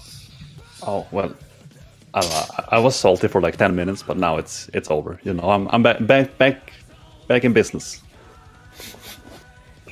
Take a lap around the apartment, and then we're fine. Stretch your legs a little bit. I mean, don't worry. I'd be salty over Ram too. I respect it. Sorry, Rexu. I mean, I'd be salty over losing to Zando too. The guy is definitely carried. All right. And what about you, Lament? How would you rally yourself after a loss, especially one that started so close? Is Lament there? Lament. If you're talking, Lament. Yeah, if you're talking, you're muted. Lament. Maybe they're not. Well, they got to be here for the game at least. So yeah, we'll come back to that question. We'll come back to it. All right. So all right, you go, Rexu. I have a question for Smoib, actually. You already met in the group stage, and if memory serves well, I think Lament actually got the better of you. Have you prepared against May? Have you labbed the May matchup, or do you feel that it was actually a fluke and you can definitely kick his ass this time? Oh, I haven't practiced since then, but I don't think it was a fluke that I lost. But I'll swing. I'll do my thing, We'll see where I end up. All right, that's good. That's wholesome Smoib. That's good. Know and love. Unfortunately, Lament is not here though. Should we? Yeah, I was gonna say, should we try asking the same question to Lament again? But give him a chance to respond, maybe. Yeah, I mean, why not? You know what? This is going to be an easy win for Smoib, but this case, at least the man is not even here. But, I mean, I'm definitely excited to watch this matchup. I mean, being like a Goldlewis main Smoib, how does it make you feel that whenever you like crush someone in like a single hit, like is that why you play the character? Does it make you feel good? Huh? Yes. Or do you feel Absolutely. guilty for the robbery you just committed? No, it doesn't really feel like a robbery when you have to hold down back for 20 You to earned 30 seconds. that 80% combo. Is that what you're trying to tell me? Yeah, I Okay. absolutely do. Fair enough. That's all right. I mean, it's okay. I play Soul Bad Guy. None of my damage I earn was effectively anyway. So I understand. And I don't even have to hold down back. I just get a mash DP. That's the best part. I'd probably be better off not talking in this argument. Oh yeah, you will not be received well. I mean, luckily, I think if this was like 7 months ago, I might have been getting a lot of hate from people. But now I feel like I can big up Soul Bad Guy. No one's gonna get upset. I was actually a big hater of Day One Soul. I was so vocal about you it were in there? chat. Oh, like, okay. I hated. Like, I feel that I think I really annoyed Ambi as well. Like, really whining in chats. I'm like, oh my god, Soul is broken. La la la la la la la. He's not broken anymore, but my character Yeah, kind of depends who is. you So- ask. But yeah, I mean, you've got the patch cycles pretty lucky. All right, we got Lament back in. Can you hear us, Lament? I guess not. Oh no. Yes, I can. Yes, I can. All right. Nice. I'll ask you the same question I asked Smoib then. Obviously, playing this third place match is because you lost to Barrybones, unfortunately, in what started off as a really close set. So how do you rally yourself after like a loss? It's something that I've struggled with as a player. Is every time I lose, I just tilt. Well, Barry was the better player here, so I can't really be mad about that. So I just think like that. It's very humble. I think a lot of people would not be happy enough to hold that. I mean, yeah, but like he beat me, and so now I have to fight Smoib in this matchup. So this is going to be entertaining, to say the least. You don't sound too happy about the matchup.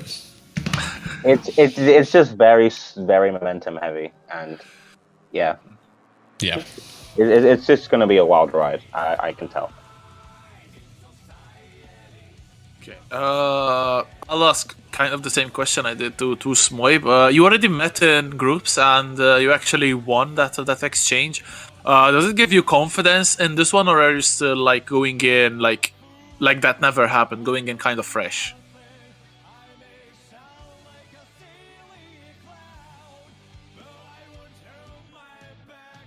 I think you might mute yourself again, Lamont. I don't know if you meant to do that. Oh, I thought it was the Smoib. Okay, sorry. Oh no. Do you want me to repeat it, or do I? Oh no. I got the question. So like I beat him the first time, but it was really close. So I'm honestly just going in fresh. I guess the best way to think about it. Like, and either one of us can win here. So I just hope to put on a good show. Good stuff. Definitely Good stuff. put on a good show versus Barrybones. I'm very excited to see this matchup. Like I mentioned, two explosive characters. I mean, I feel the word explosive kind of loses its meaning in Guilty Gear Strive a little bit, just because of how explosive the game just naturally is, right? But it's definitely one that I think the neutral's quite interesting because they both share very similar qualities, right? In the air, have these very shallow jump arcs, have this huge opportunity to like poke in the air with these huge air normals with like JD and JH from May. So a lot of the time they might try and spend it in the air, or both of them might commit to being grounded, try and preemptively anti-air their opponent.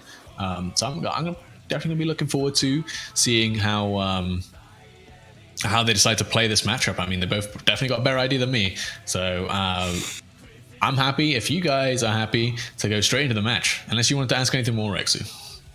No, that's pretty much from me as well. I'm really curious to see actually who's going to be the better one of these ones and bag themselves the Streamplify item of choice, as well as the small pot of money that the 15% of the total match arena prize pool. And yeah, I mean, we can go straight into the match. Good luck, gentlemen, and I'm sure this is going to be a sick show from you both. Definitely going to be a banger. I mean, both of them did quite well in their, you know, I say quite well as, you know, Smoib did lose 2 to 10. But against Zando in a pretty difficult matchup, is that really, you know, unexpected? Probably not, right? Regardless, it's hard to get much closer versus Zando in a long set than that. But I'm super excited to see how Lament does as well. I really like watching his Mei. I think Mei is quite an interesting character to watch. Funny enough, since they buffed that 5H, there's a strange amount of footsies you can now play with the character, right? Although a lot of people like to complain about that one.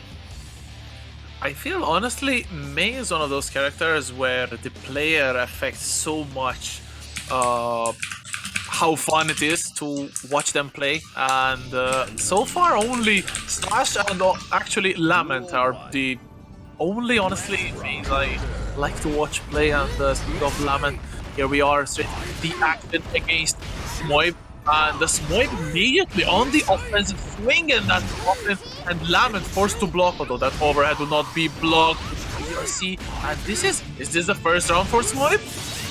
Oh, not quite enough. I mean, yeah, Mei is blessed by being Japanese in the lore, so she has very high guts, can tank a lot of that damage, and even Smoib's coffin swinging, not quite enough, but yeah, finds the pickup afterwards, obviously. When you got such a big life lead, you can be a bit sloppy with the neutral. Although, right in the round start, it's difficult to be sloppy against Mei, because you can get punished for it really hard. Ooh, beautiful jump dust from Smoib to come out of the corner. Good FD from Lament, creating some separation, but Smoib playing it a little bit patient. The drone actually catches Lament on the way back, but there's the throw, cross up, and burst out from Smoib. I don't necessarily agree with this. Yeah, I mean, right now he's got a lot of momentum, but obviously Lament's still got the burst. And either way, right now, you're stalling so much time that actually maybe bending the burst wasn't so bad.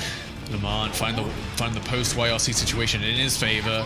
Now just needs to find one hit with a 2K, 2D, Dolphin. That'll finish it out. And like you say, maybe should have held on to that burst or used it in a different way, because you're gonna be feeling it against Mei without burst. You gotta be really careful. Oh my god! Big out hits again. The damage, the walls bounces back and forth. Yamada, come out here, do the extra bit of damage as well. I'm always afraid that's gonna drop, but not if you're in Lament.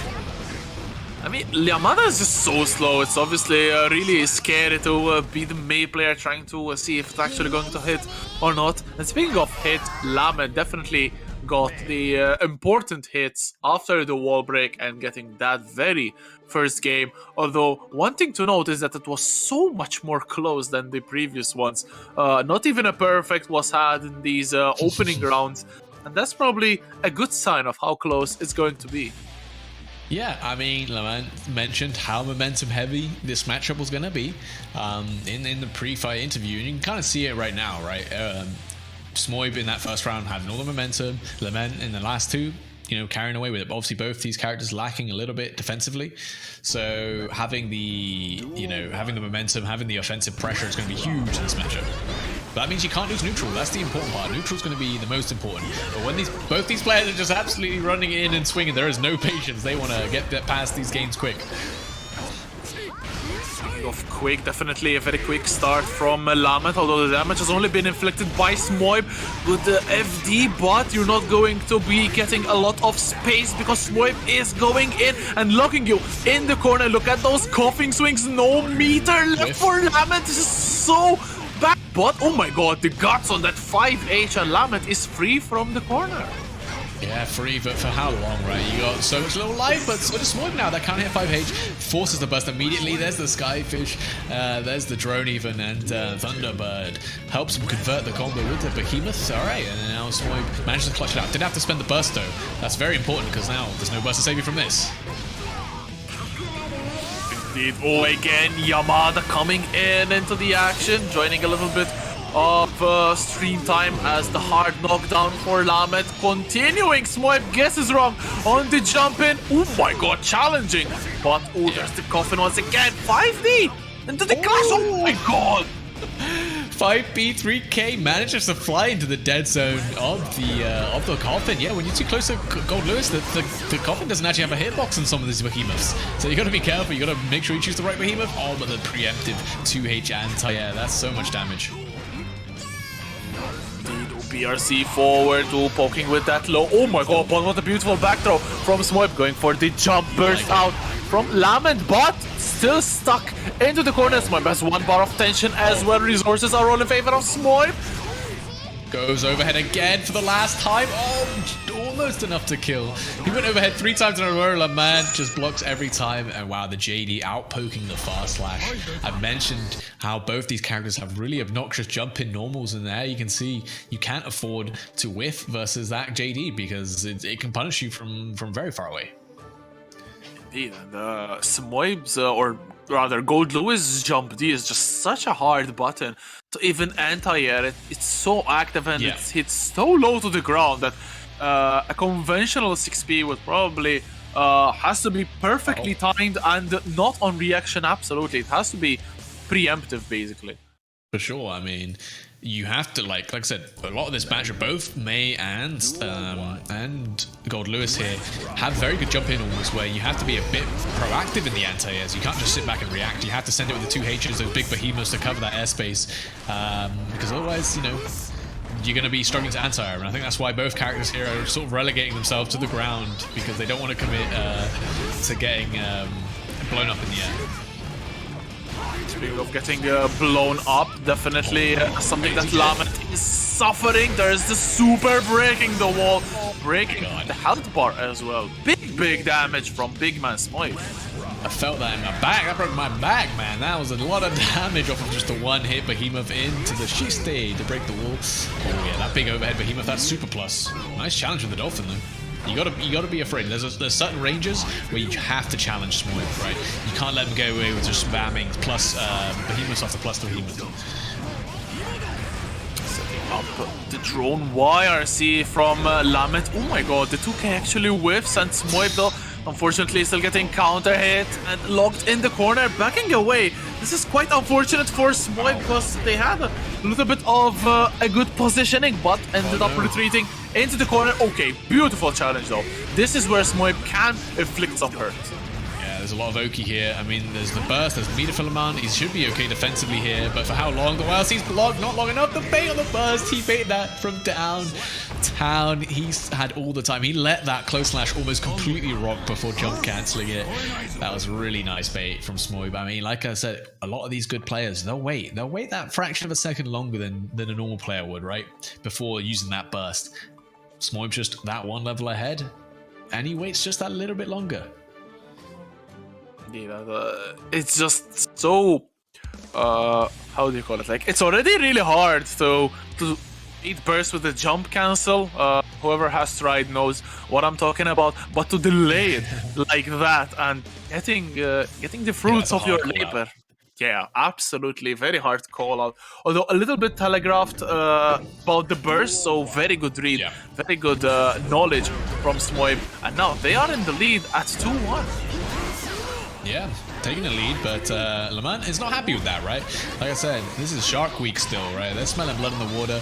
They don't want to let Smoib pull ahead like Barrybones did in the last bout. They want to make sure they keep this neck and neck, and they want to be the ones to pull ahead. Got the small health bar on Smoib, living on a pixel, but that 5B puts an end to the misery. Yeah, doing a really good job there in the neutral. Again, very momentum-heavy match. So when you get the momentum, oh my god, the triple close slash took the JD punished. Wasn't close enough to the wall for the full conversion, but you're still happy with the situation. A lot of the time when combos drop in the corner, but you keep your pressure, you're pretty happy because you can keep the combo going, and then the next hit is what's going to kill them.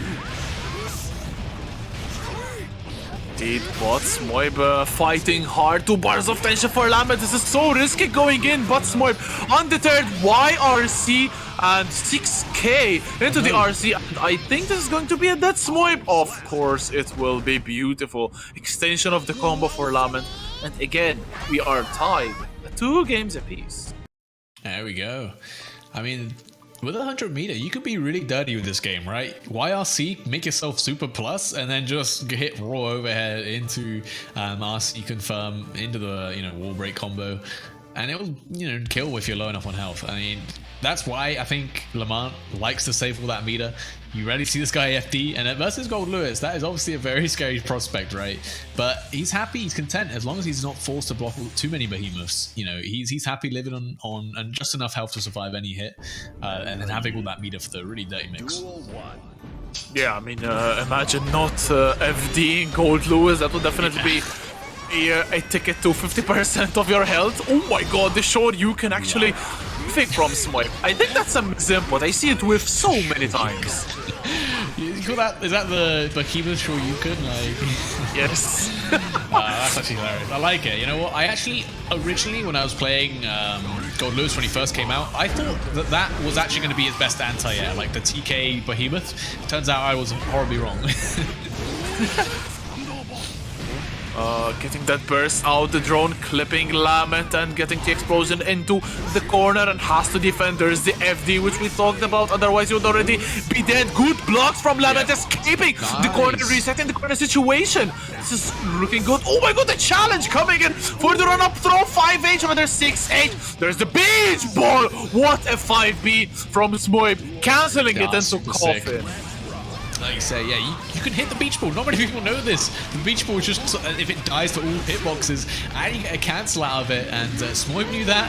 Lament was not ready, and he's going to have to find some new tricks, because that's not going to work ever again. Oh, you're dead. Oh no, not quite. He doesn't have the meter for the super. Had the PRC for the pressure. Lament with burst, but when Smoib, swings that coffin, burst ain't going to save you. Through that, but speaking of saving, definitely Smoib is the one that needs saving right now. There's the Orca breaking the wall, a lot of scaling because of throw, but it's still a good situation for Lament, getting that burst out immediately. Cannot afford to get hit any more times, but there's the Gatling FD saving Lament once again, but nothing is going to save you from this jump D, and Smoib once again getting into the lead. These games are slow paced, but when they get frenetic, damn, the action is off the charts. Oh yeah, Mike is saying like the neutral is a little bit patient from both these players, or as patient as you're going to see it, right? Also, when the Gatling came out, I half expected Lament just to not FD. It just died. Luckily, he does respect the chip damage. He just FDs when he needs to. That's all. And you know what? Fair enough. It's working out for him pretty well so far. But Smoib, regardless, is still just finding the edge out in this matchup, right? Like we saw with that beach ball 5P into the coffin. You know he's warmed up. Yeah, that was a 6-6 challenge from Smoib, and I've seen him labbing actually on stream. Definitely a fruit of labbing coming into action as a big counter hit from Smoib, getting the overhead, but Lament guessing correctly. Beautiful challenge from the May player, and he is out. Like I said, finds that perfect range where the 5P is going to land, and lands a gold burst on top. Gets the 100 meter. You got to do some funny stuff with this. And okay, gets the wall break. Oh no! Base the burst with the 2H. That was a bad opportunity for Smoib choosing to burst there. Yamada's going to close it out, and dying immediately after getting your burst baited, Rexu. That is a rough situation. Oh, very, very rough situation, especially when your opponent is 1 round ahead. And getting a coffin swings though. Smoib not really very affected by that. Still going in, the momentum riding high. Oh my god, getting a hit in. Oh, the perfect from Smoib again. This is I mean, if you're gonna die after getting your burst baited, that's exactly what you need. Just a perfect in the next round. Nice and quick and easy. Doesn't even look like it was a sweat, right? Kills him like 1 hit. Nice. The cross up gets out the corner. It looks so dirty. Keeping all this pressure as well. Lament tries to jump out, gets hit by Behemoth.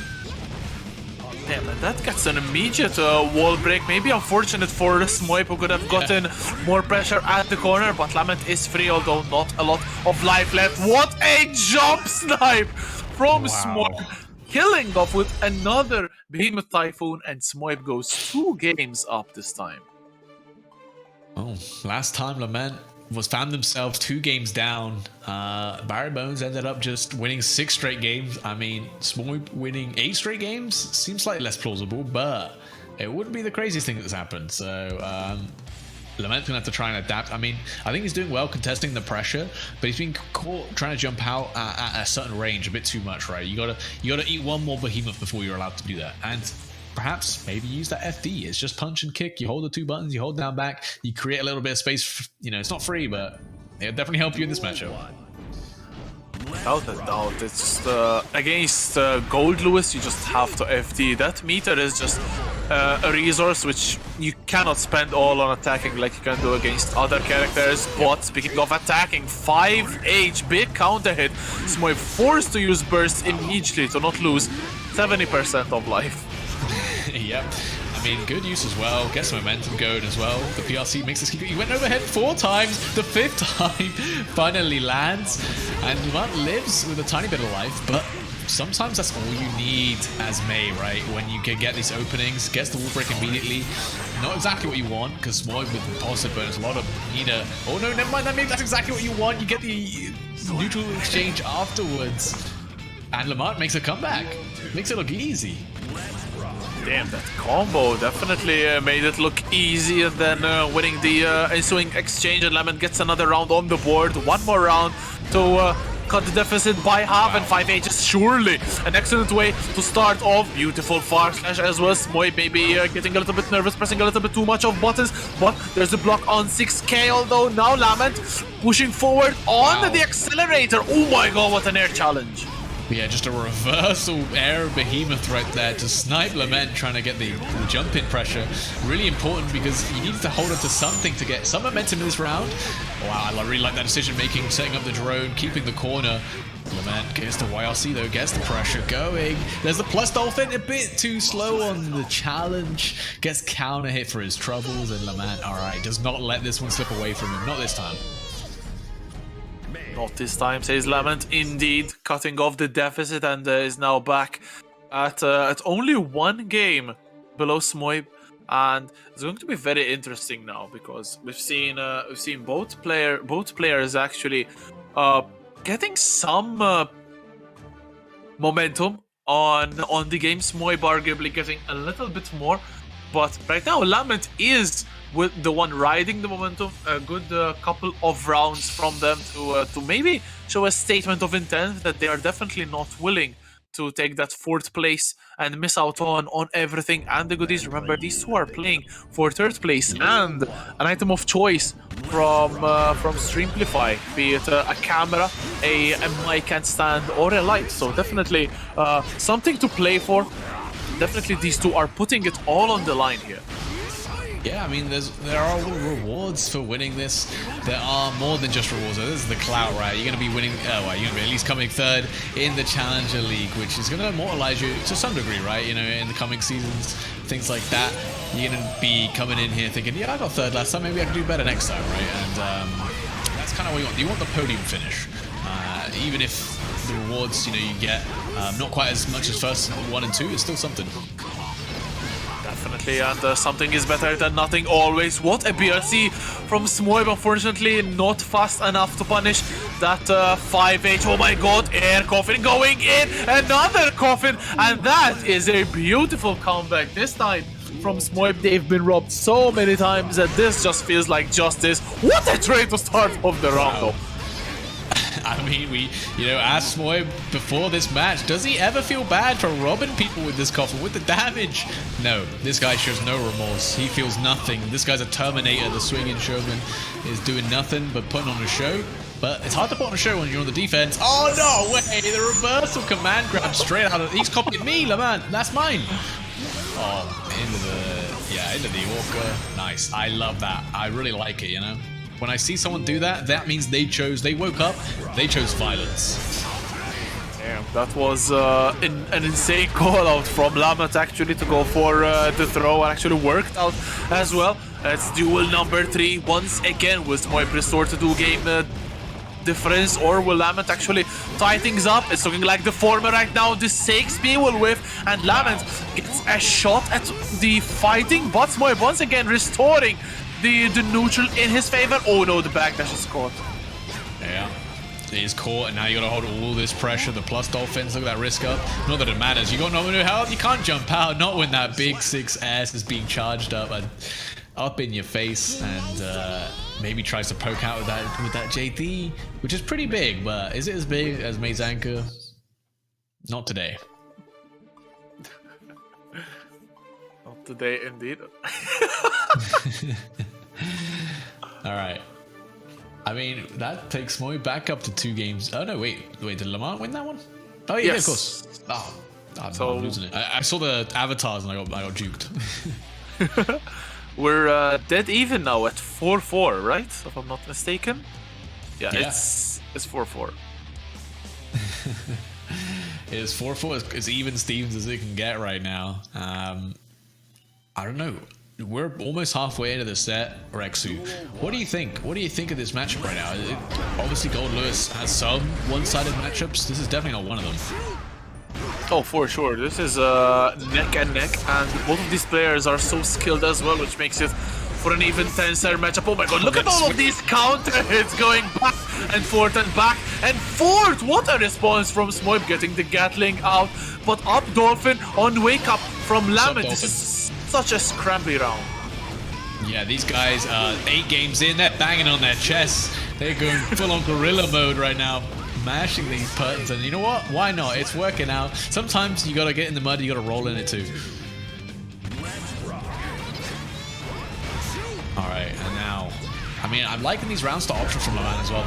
The fast slash seems really hard to beat on the side of Smoib. 6P will at best clash, right? You got your own fast slash with trade. The charge 6, that's a guard crush, guaranteed plus frames into the command grab. There's a little bit of risk here, so that's going to do a little bit of extra damage. Oh, a little bit more than that. What the challenge coming in from Smoib after the reset. Very smart from Smoib, but very smart also from Lament with that super.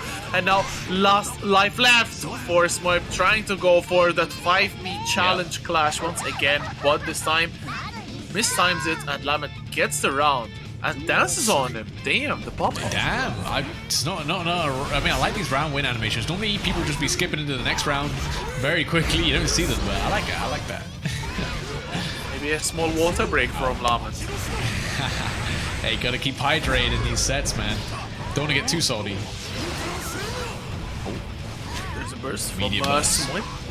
Sitting on 1 bar of tension. Beautiful challenge with that 5P. This is not going to kill, but it will get a bigger life lead for Smoib. Going in for the jump, the explosion, not letting Smoib getting the mix. But the challenge once again to 2K from Lament, and backdash from Smoib, not enough to kill. Oh, it stays same side, doesn't combo into the behemoth, but it's all right.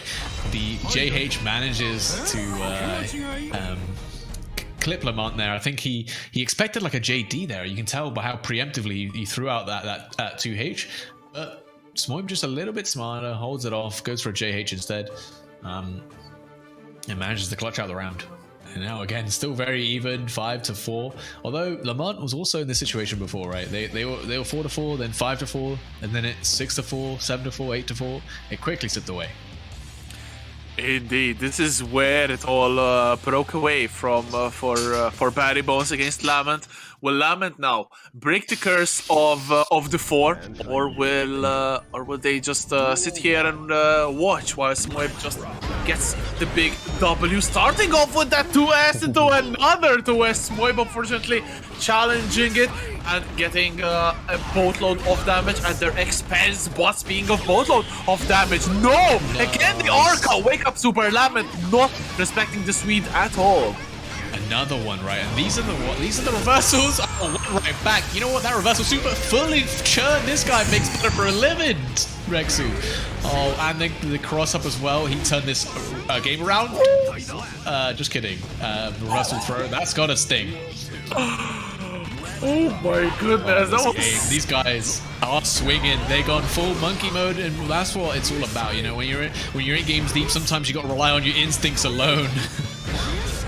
Indeed, that was that round went from I got robbed to I actually robbed you, and right now though nothing of robbery. Oh my god, that overhead behemoth did so much damage. Oh man, yeah, he just didn't stop. He didn't stop, and Lament couldn't stop him. He couldn't tell him to. But nothing can stop Smoib at this range. Oh, nice air though, and the full conversion. That is a lot of damage. Chooses to keep the corner. I like it. You're gonna get super soon. You can keep the pressure going. All right, this time spends it out for the mix-up. No meter, but positive bonus. And the final life, remember? So obviously all the motivation for Lament in the world to keep on going. There's a burst from Smoib, creating some separation. Oh, the trade actually favoring Smoib this time, but YRC stealing the turn. Lament goes over him, and Smoib gets some damage going. More than just some damage. He gets the mix-up off this as well. Oh, I think he messed it up. I think he wanted to go back to the same side. Finds a hit. There's a burst there, though. And the Red RC OTGs, who kind of messes up the combo attempt from Smoib. I mean, the burst was still there. Tries to contest. The Dolphin manages to clip him, though. All right. This time, Lament beats the curse of 4, gets 5 games. But I mean, Smoib's feeling pretty comfortable still as well, right? Only managed to take 2 games off of Smoib. He's already, like, almost tripled that. Indeed, and we're at 5 games apiece, as we said. Lament breaking the curse of the 4, managing to get a game over it, and we are halfway potentially through the set. We're at 5-5, so it's basically now a 1st to 5 between these two. So he's going to take it home. Unfortunately, I think we've seen another DC, so we'll have to wait for Lament to join the lobby once again. They have been sent to swim with the fishes. That's what they're most comfortable with, surely. As one of the jellyfish pirates, you gotta be comfortable with swimming.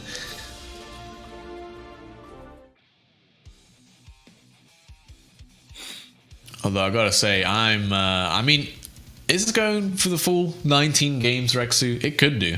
It could do. And I'm here for it, right? When you got first to 10s, like I said, it's rare that you see them go all the way to 19 games, because normally one player will get the edge, they'll get a bit of momentum, they'll speed up, and they'll run away with it. It's a pattern you see so often, right? But right now, none of the players are doing that. And judging by the way they're playing, they're done adapting, right? They are happy with where they are at, and they are just swinging. That's what I'm saying right now. I mean, it's calculated swinging, don't get me wrong, but there's a lot of trading going on. These guys want to take their turn back now, basically. Yeah, exactly. Very well said, Lazarus. That last game was probably the epitome of what you just said. Both players are just going at it without a regard to what their opponent might be going to throw out, and that's the smell of the game, basically. Yeah. And I mean, it's the smell of the game. These are the two people. They are the beasts right now, and they are fighting on instincts alone. And in no other fighting game does it look so beautiful, right? But in Guilty Gear Strive, it looks so natural when you see two people just going absolute guerrilla mode, right? I don't know. I can't explain it. You can't see the stuff in Street Fighter, right? You think both players are bad or whatever. If both players are just mashing their minds out. But in Guilty Gear Strive, it looks like it looks art. You know, that's what I'm going to say. Yeah, I mean, there's no fault. Soul main, but No, you're 100% correct as well, because we've seen the last game was quite entertaining, and Lament managing to get the win, and hopefully they manage also to get into the lobby once again to continue this set. They wouldn't want that momentum to run to waste, because this is, I feel, a situation which Lament is not a fan of, probably, because getting a game back, getting that score level, you feel you have momentum, only for the lobby to just boot you out and disrupt some of it, if not all of it. although it couldn't really be a better time to have this kind of issue, right? When you're 5-5, you basically just have like this mental reset. Like you say, you're losing out on that bit of momentum from winning the last one, but it's about as even as it can get, right? So I don't think either player's going to mind too much. And sometimes in these first 10 scenarios, it can be very easy to just keep hitting that rematch button, and then you're like, oh, I've lost 10 times. Okay, never mind. GG's, well played. Shake my hand.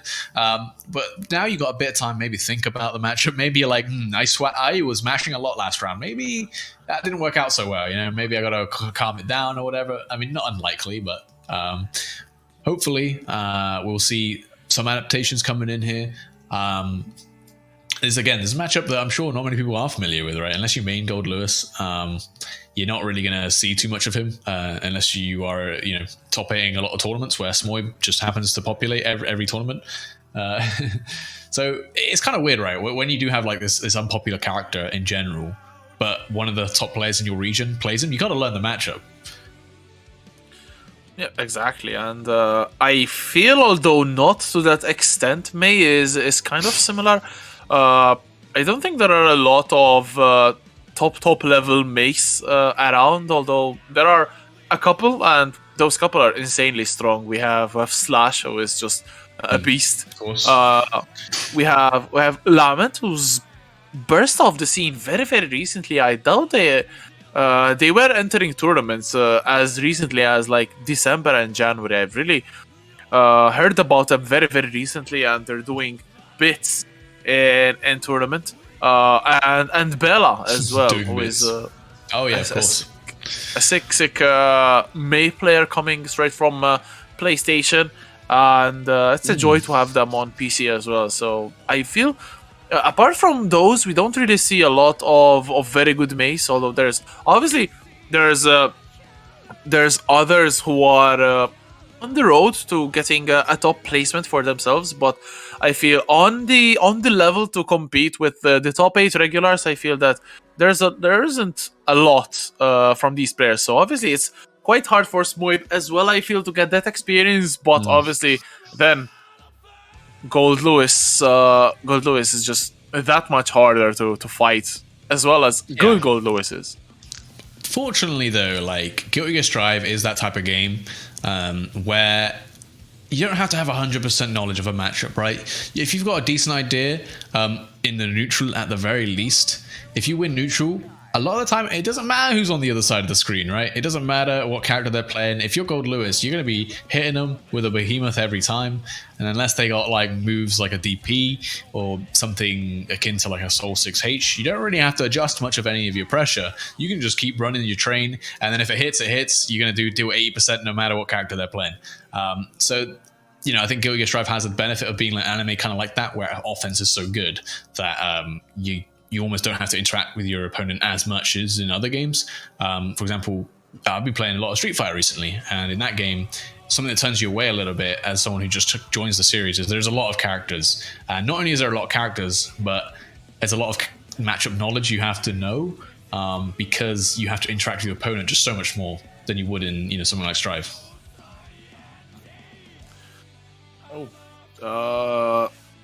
I've never played actually Street Fighter myself, so definitely. Oh, right. Actually, no. Have no experience in that regard, but apparently Lament is coming back, so this is alright. It's 5-5, remember. So score is perfectly tied. It's a first to 10, so from now on it's going to be a first to 5. But what I would like to remind you of is, while we wait, we have a Matcherino in the works, basically. Exclamation mark Matcherino.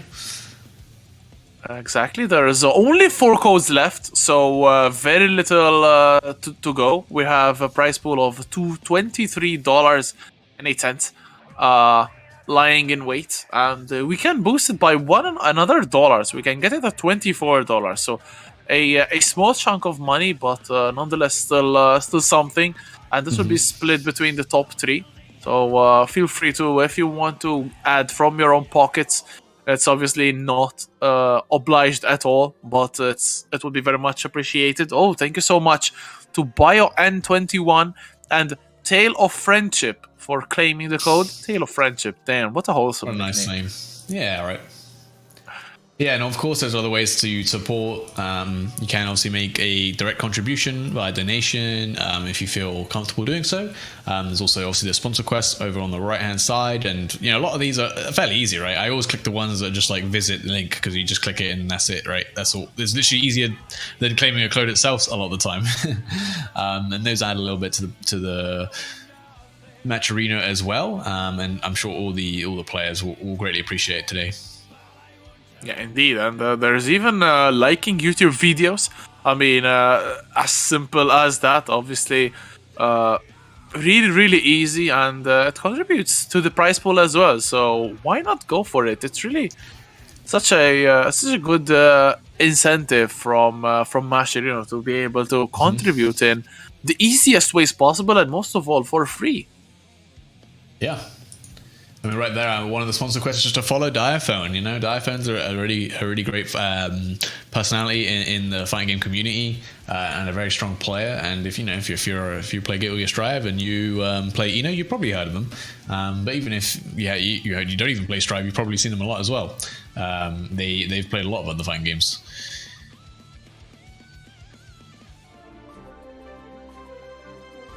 Yeah, I think Lament is back in the room now, so I'm wondering, now they've had this little cooldown, how the matchup is going to play out, right? I mean, they had a lot of momentum, they got used to each other playing, and now they had a little bit of a break, a little bit of time to think about the matchup, a little bit of time to think about what they're doing, and see if perhaps we see any adjustments. I think Lament has been doing especially well in these round starts, winning out the neutral almost immediately, basically every time. So I wonder if Smoib's got coming in now this time with a better game plan about how to deal with the round start, or if he's just going to choose to back off and then let Lament have the first play. It is going to be quite an interesting thing to watch for whoever goes in first. Let's see, and Lament starting off with that 2S good blocks from Smoib, and now this time inflicting the hurt with the coffin, catching the backdash as well, and Lament is put in the corner, burst out immediate, and Smoib looks to be much more refreshed than his opponent right now. Yeah, definitely getting the better end of it, and nice. The pressure with the plus frames off the Behemoth, catches the Dolphin attempt with the fast slash to take the first round. Taking the burst, taking almost everything in that round. And the slow with the full conversion when he's that close, that's super nice. You gotta be careful, you gotta be blocking low, even though that overhead is so scary, you can keep hitting you. Nice, the command grab though. Gets Lament a chance to play. But there's a 6H to break the wall, and Smoib right now getting the initiative once again with that jumping, but what a job from Lament, baiting out the burst as well, and this is disastrous from Smoib, who had such a good round and a half, but this is risking to go downhill pretty fast. That burst bait from Lament was so sad, it was so good almost, right? Because it's a classic situation where your opponent bursts as you RC and you got the time in the world to react. And now you're not going to have burst, right? On a huge whiff like that, it takes so long to get back. You got to play super clean in the neutral, holding the plus frames on the Dolphin. Nice mash with the 5P to check any sort of movement. And Smoib just being tied down in this corner. 5P hurt like hell with the risk. Yeah, there's only one or two. Those little knuckles, they add up. Oh, the command grab. He's got the super here. This should be more than enough. Still don't have the burst. Imagine, if he landed that burst, it would be back by now, and that's just a punishment. That's how much reward you get for baiting these kind of bursts, and why you got to be so careful with how you and when you choose to spend it. Yeah, indeed, and it's more painful on top of the fact that you get it baited, you lose that round, but then you'll have to go one whole round without it as well. So that's just it's tough. It's very tough. It just adds insult to injury. And Lament now, I think not for the first time, but at the start of the set was the only time that Lament was in the lead, and this is basically new start, because it was 5-5 and now 6-5 for Lament. So now Smoib, one game behind, they need to start churning really hard, because Lament could break off as easily as ever. Yeah, I mean, although I'm not a fan of the big churns, because it just makes the reversal super so much easier to punish and so much easier to bait. But anyway, like you're saying, I mean, Smoib's definitely going to do something. This is basically like half time, or maybe a little bit of connection troubles. Just shortly breaking up the game. The players just feeling it out. I respect it, and Lament maybe having a little bit of troubles, but hopefully comes back to some sort of stability. Actually, no, never mind. This is just perfect neutral play right now. What am I talking? The spacing is immaculate. Yeah. The full screen mashing of the 2P. I mean, that's optimal Smoib gaming as far as I'm concerned. Like both players choosing to actually go on with it. You love to see setting up the drone only to end up going under it. Oh, the jump does evading the Dolphin, but once again, Lament getting a side switch, getting the corner advantage and cornering out Yamada-san. No. Oh my, the smallest pixel imaginable. And the wake up throw, he's got the RC, he's dead. What a, oh, that's so unfortunate. The pixel alive keeps the swinging showman alive just for that one last reversal throw to clutch out the round.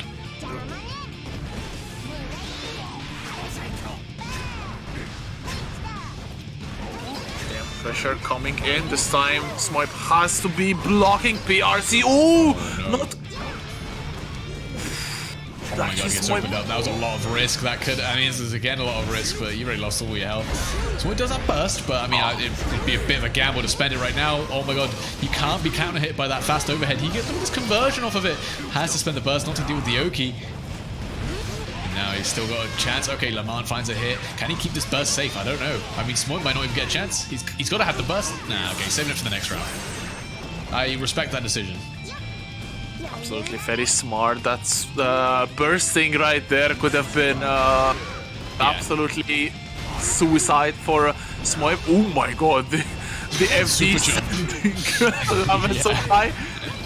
Big whiff, no punish from Smoib. Although Smoib is getting a little bit too comfortable throwing the coffin out. Although Lament now managing to break through, getting that command throw in. Look at the burst bait as well. And into the super, not quite enough to kill, but I mean, you're gonna have to guess right here. It's gonna be a tough situation regardless. No burst. I mean, got the meter, alright, gets the YRC and a reversal throw to the corner. Alright, this is a very dangerous situation for Lament. You gotta block for your life. He's actually using the FD, that's how you know he's scared. Blocking all these behemoths. Finally chooses the right moment to challenge with the 2S. And now these guys are swinging. The run up 5P though. Check these 5-finger knuckle sandwich. Serves it on a plate. Nice. Yeah, definitely not a play that Smoib has enjoyed. And Goldlewis, although you think that he'd love eating stuff, definitely not a fan of eating that 5P to the face, because that means that Lament is now 2 games ahead of Smoib. So this is surely not a situation which Smoib would be very happy in. And the 2 games ahead for Lament, obviously, still a ways to go, but 7-5, only 3 games left for Lament to win, while Smoib is still at the second half of the 10, and yeah, it could slowly start playing an effect on Smoib's mental. This is a situation which Smoib has to be very careful of. Yeah, he's gotten his burst bait a few times as well, and that's never a good feeling. It's like your opponent's reading your inputs. Feels like they've mind controlled you into messing up these bursts sometimes, but it's not. You know, they are just playing better. They baited it because they knew, you know, your timings, your rhythm, right, about when you want to choose to use it defensively. I mean, right now, again, Lament just getting the edge on. Smoib just knowing exactly what he wants to do defensively. When he's ever respecting, he goes for the command grab. Anytime he's not, he's hitting him with a meaty. Lament is just insanely proficient at landing that command grab and getting so much damage. Speaking of Smoib going in, oh my god, big counter hit, and this is basically inefficient right here. Dead?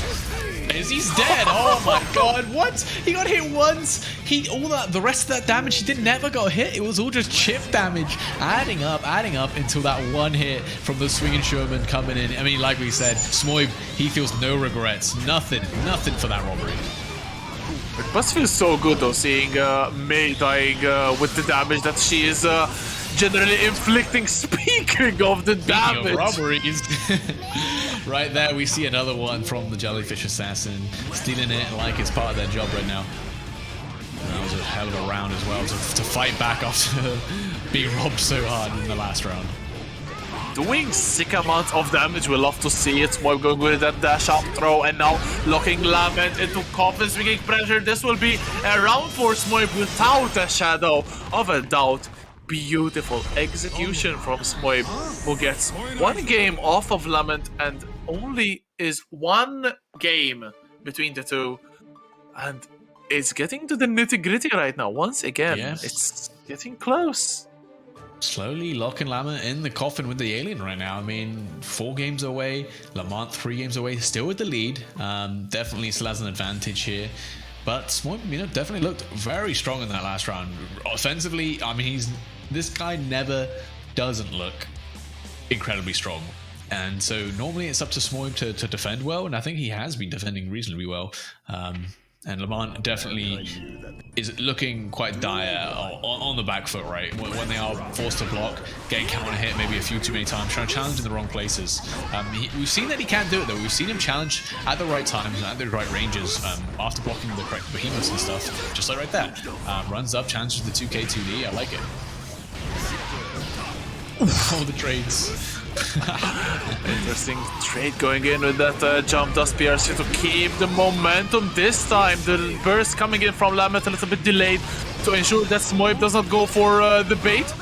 Put the Dolphin pressure, and again, as Lazarus said earlier, when Smoib is respecting the Dolphin, there's the run-up throw. Again and again, Lament has been so damn good at placing that throw to perfection, and another round for Lament. Yeah, using the plus frames on the Dolphin to set up for the command grab. I mean, it's a classic, but Smoib's going to have to do better. I mean, backdash in the corner. I mean, it's so scary to backdash versus Mate anyway. The close slash catches you. It's so active. Oh, the big churn. This should be able to land. I mean, there's no chance on the whiff throw. A lot of damage. That's a good way to steal around, that's for sure. But speaking of stealing around, there's the whiff throw from Smoib. Not charged 6H. So not the maximum amount of damage, but still waiting for Smoib, but Lament will try to inflict so much damage that ended. Ooh, okay. There's the burst coming in from Smoib. Literal pixel. Oh, the Dolphin. That was perfectly timed. After the drone just wears out, manages to land the Dolphin, and again, Lament 2 games up. And only 2 games away now from taking this set, which has been a nail biter, I have to say. Like, I expected this to be close, but not this close. Yeah, exactly, and it's down to the wire, and it's just, even though it's 2 games advantage for Lament, even though it's 8-6, so only 2 games left for Lament to win, it's just too close to call, honestly, because Smoib can just win the next set, make it 8-7, and then it will be just even close. I mean, obviously it will be even closer at 8-7 rather than 8-6, but like, the score doesn't do it justice when these players are just winning a single game based off one single interaction. Yeah, basically, I mean, they said at the start, right, this is a very momentum-driven matchup, so it's going to come to whoever gets that momentum early, and right now Smoib, you know, cashing out on Lament's burst. It's got a lot of momentum, but there it is, you lose your neutral with the fast slash. This is where it's so important. Challenging when Thunderbird is out is a scary proposition, and Lament's paying for it very dearly right now. Well, that's, he can't finish the combo, no wall splat. That's the easiest bait of his life. The air throw to style on him too. Damn, Smoib. Showman. He's a showman after all. He is indeed. That is actually really hard to do. I've tried it in practice mode so many times and I've never actually managed to get the air throw off of the Orca Super, but this time Lament is definitely getting what he is trying to do. Oh my god, look at the red on Smoib's life, but about to disappear. Yep, only's found 1 hit, but oh yeah, getting sniped by the guard crush in the air. Such a scary proposition. You don't even have the throw invincibility, but I mean, Smoib's not throw invincible either. Indeed, and Lament definitely is showing us. This is a really nice pressure string from Smoib, going low and then keeping it tight with the overheads on the knockdowns. Sets up the drone blocks, the gold burst hard to punish when you block it in the air though. Frame traps with another behemoth. You gotta be a bit more patient there, Lament. Have to be patient indeed, and as we said, Smoib cuts a game from the deficit. It's 8-7, so it's getting closer and closer. Smoib obviously eyeing the opportunity to get level, but Lament will be. This is the thing. The mental of these 2 players could be all over the place right now. Lament could be confident that they are still 1 game ahead, or they could be scrambling because they see Smoib not backing off 1 single second, and just like that, getting the disadvantage just 1 single game. On the other hand, Smoib could be like fired up by the fact that they are winning games, or they could be discouraged by the fact that as many games as they have won, they're still not in the lead. So that's unfortunate, Yeah. I feel. It is unfortunate, but I mean, now you got to think about it, right? We're getting towards the end of the first of 10, so realistically, this is now becoming about those 1 or 2 games, those 1 or 2 mistakes. This is where it really starts to count, right? Just like as if it were a tournament set in a first of 3 or something like that. You can't really afford to start making many of these mistakes anymore. You can't afford to get your burst baited, things like that. This is where it really comes down to the wire.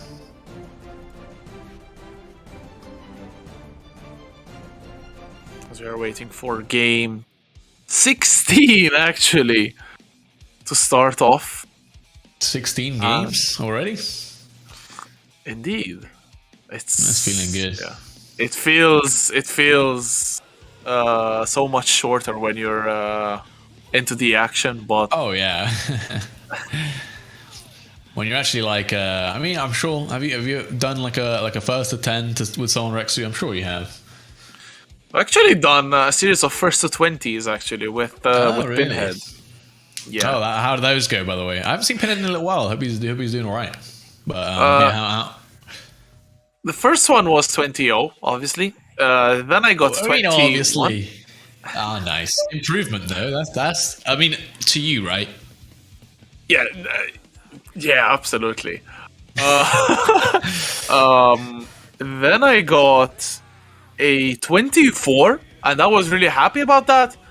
And the last one ended up 20-0 again. So, like, my improvements were just down the drain. So it got me a little bit demotivated. I'm gonna lie, but it's. I was gonna say, how do you do it right? Like, you lose one first to 20, and then you go into the second one. Like, all right, got a game, feeling good. Like, I don't know, man. It's tough. All right, obviously, if you're good friends with them, it's a lot better. I mean, I've experienced something similar. There's a Blades Blue player called Chaz Mobile. If you know him, he's goated, and he's a commentator lives on one. He's a great guy. Play him on Blaze Blue all the time, and it's like, you can't be this talented at this game. Like, it's not fair, and I'll just like lose 30 games straight, and I'll have a blast. But you know, that's just how it works. Yeah, true. Also, Chaz, dude, is really goated. My first actual experience in Wanted was commentating Strive with him, so... Oh, really? Well, Chaz?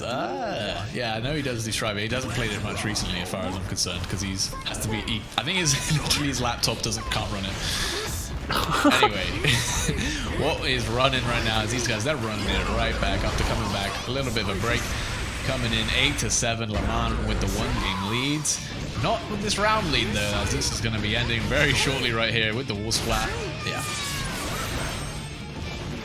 Perfect, coming in from Smoib, breaking the wall, and one single round is separating Lament and Smoib right now. And Smoib definitely starting off with the good exchanges. Oh my god, that damage building up slowly but surely. Beautiful challenge on the air-to-air though from Lament, and cutting a little bit from Smoib's pressure. And this is where I feel the game plan from Lament is interrupt Smoib's pressure, and then Smoib just starts respecting Lament. Damn! They're just raw overhead to finish it out. Smoib making a statement, running that back so fast. I think I saw something there, which I don't think we've commented yet in this matchup, in this set, is that I've realized Lament doesn't really like to go into the Light Dolphin too often, gambles with the Heavy Dolphin, and I think it's because after Light Dolphin, it's very scary, right? Because a lot of RPS that May would normally like to do just kind of loses to Reversal Behemoth. And I saw it there, you know, immediately after Light Dolphin, Smoib was ready with a big Reversal Behemoth, and it kind of just stopped any of that pressure in its tracks, right? Normally you have to RPS a little bit, but not for Smoib. When you got Behemoth that covers like 8 of the 9 options, like, you just kind of have to sit there and take it if you're not. Exactly, and it's down to the wire once again. It's 8-8, and all of these solutions which are coming up and Lazarus is pointing out are going to be thrown out of the window right now, because it's going to be who has the better nerves, honestly, because it's 8-8. One single bad decision can cost you not even a round but the whole set. very easily. I mean, it doesn't take much when it's so even, when it's so easy going back and forth. You don't want to drop a set like this. You don't want to. You want to be in the lead the entire time. Smoib living on a fraction of health, but resetting back to neutral would have been nice if he didn't whiff. A big behemoth gets punished by the dolphin, and now Lament, all right, looking in a very fine position to take an early set here. Ooh, once again goes for the clash with the beach ball. You love to see it. Improvised labbing from, or not improvised, actually labbing from Smoib, trying to bait something out perhaps. There's the overhead coffin once again. Behemoth's typhoon. And Lament is definitely... He's swinging like a showman right now. He doesn't stop, just back and forth, just keeps in that pressure. All that damage that Lament took was mainly all chipped. The OTG with one more swing. And wow, Lament takes that back very convincingly. And it's one round to determine who will get set point in the next game. There's the cross-up from Lament, sticking Smoib into the corner, but with a beautiful backdash, trying to get the coffin to send Lament back into the corner. Yep. What an anti-air though! Oh my To God. H! That's a lot of damage, and like I said, you gotta be preemptive for the anti-airs. Finally, Lament's finding that timing and punishing Smoib in a big way, and these are the times where it matters. In the last burst, yeah, you couldn't really do much there. The 2H was coming, you had to burst somewhere, and it wasn't necessarily there, but that was the only time you could. And nice, Lament, one set away now. 9-8, it doesn't roll. It can only get one game closer here, Rexu. Will we see the full 19 games?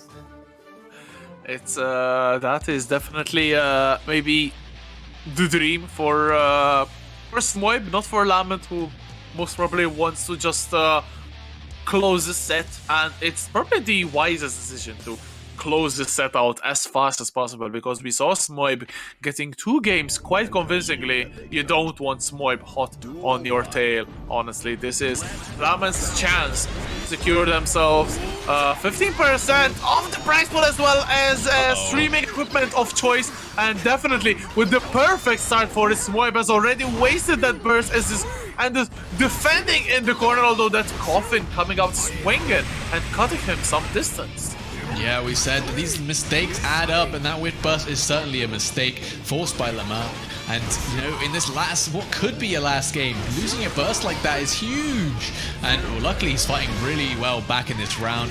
Gets clipped finally by the neutral fast slash from Lament, and okay, that's going to close it out. But did get the burst at Lament, very importantly, and also managed to refill a bit of his burst. So he's going to be getting that back this round, which is huge for the round start. Dolphin, oh no, into the throw, back into the corner, the cross up. It's so ambiguous when you're such a big body like Goldlewis. 2P on the beach ball. And the pressure's all Lament right now. Pressure towards Smoib, as you said. Oh, but there's the air coffin into throw into the corner. Okay, this is not a bad situation for Smoib. Good blocks from Lament, although they're still stuck in the corner. Counter of that jump dust. Dead. Not enough kill. Not enough. Just a fraction of health left though, but we've seen what Lament can do once he gets going. This is such a scary situation. Goes to the throw. Wow, finally a really nice backdash on the throw attempt from Lament, and now this is going to be the last. I mean, Lament again on set point. What could be the last round for Smoib? That far slash hit from so far. Downtown. But right now, Smoib has to defend one bar of meter for Lament. Oh my god, the instant blocks. What? One burst just spent from Smoib, trying to lock Lament into the corner, but Lament is so proficient at jumping out, but still, life advantage in favor of Smoib. No bar of meter for any of these players though. No. I mean, definitely not Lament. He's spent all his meter just FDing. He's now afraid, but and that risk bar is already still cranked. Finds a hit, needs to find one more. The command grab, I don't know if that's going to be enough, Rexu. This is Goldlewis. He's the tanky boy, the super. Might be enough. No, not quite. Smoib's with a chance, but he still has to deal with Oki here. Enough. YRC, oh my god, jumps above and just bonks him with the anchor on the head. Goldlewis is dead, and that is all she wrote. 10-8. Lament is the third place in the Guilty Gear Strive Challenger League, securing themselves 15% of the total prize pool as well as a streaming equipment of choice, gently provided by Streamplify. So that's a good return for getting third place, isn't it, Lazarus? Yeah, I mean, definitely very good. Obviously, unfortunately, couldn't take it over Barrybones to have a chance against Zando, right? For the first place price. But either way, you're still pretty happy with that. And also, you just played this grinder of a set, on stream, and you come third in the Challenger League for it. I think that's a reward in its own. You get to show off your stuff, and now, maybe making a name for yourself as well. Like you say, definitely one of those many players you got to watch out for. It's been showing up in tournaments more and more as we see them, and coming up really big in the Challenger League this season. Coming third, which is pretty huge. Indeed, definitely a very strong showing, I feel, for Lament, and the growth of this May player is just getting started, I feel, as well as Smoib. Though Smoib is surely a sick player indeed, so very, very well placed to both of these players. Lament ending up being the better player on the day, and just like that, we only have one game left today, but it's the game for all of the marbles. It's the great grand final. It's the first to 10 between Zando and Barrybones. No. Well, I need to mute the stream. It's okay. You should probably meet yourself first, Zando. No. I hear you twice, and I'm streaming, which makes it worse.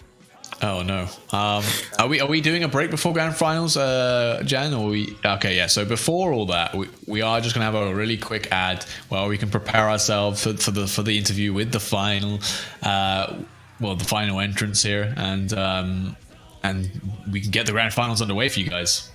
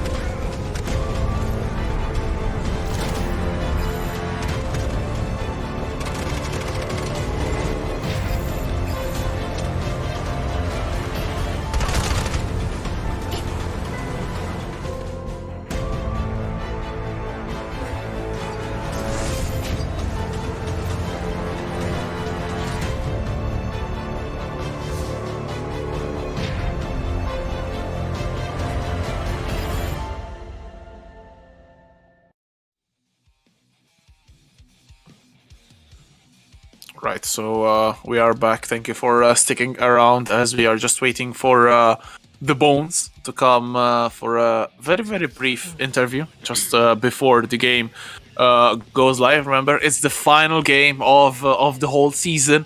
The Guilty Gear Strive Challenger League is coming to an end, but an explosive ending is definitely in our way. Zando and Barrybones. And yeah, it's a runback of the group game which we had earlier on, and I want to ask this to the both of you, both Zando and Barry. Starting off with Zando, the first game was for Barry, but then we saw Devin also with the Ram beating Barrybones. Does it make a difference that another Ram actually got the better of Barry, or are you still very confident that you have enough sleep now, Zando? Yeah, I'm good. You good? Yeah. You good? Hello?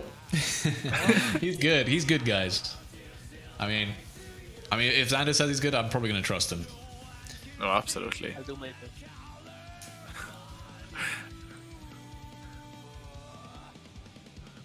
And what about you, Barry? What's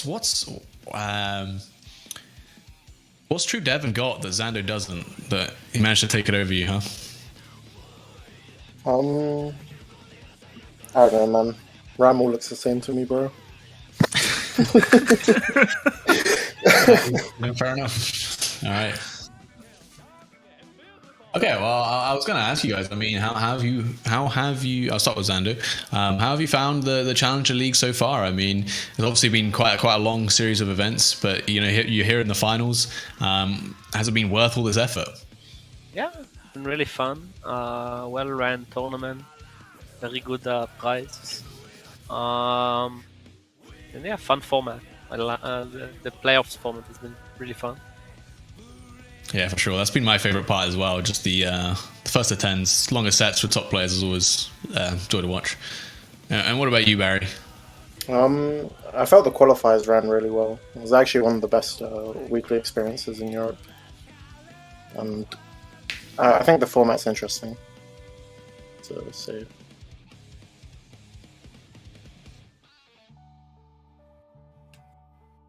All right. Well, I don't know if you've got any more questions for the finalists, Rexu, or if perhaps we should let their actions do the talking. I don't know. I'd like to ask a prediction of the final score. All right. From both. Let's start from Barry this time. 10-3 to Zando. Jesus. Where's the confidence? You've got fans out there, Barry. Don't let them hear that. They can choose to believe it or not. He's sandbagging, don't worry, guys. It's the Barrybones classic. Okay, then how about you, Zando? Prediction for final score? I like Barry. I'm gonna choose that one. Sounds fun. That's fun. All right, we'll see how good the script Probably is. not gonna then. happen, I mean, but you know, it sounds fun. Why not? Zando's more realist. I like it. all right.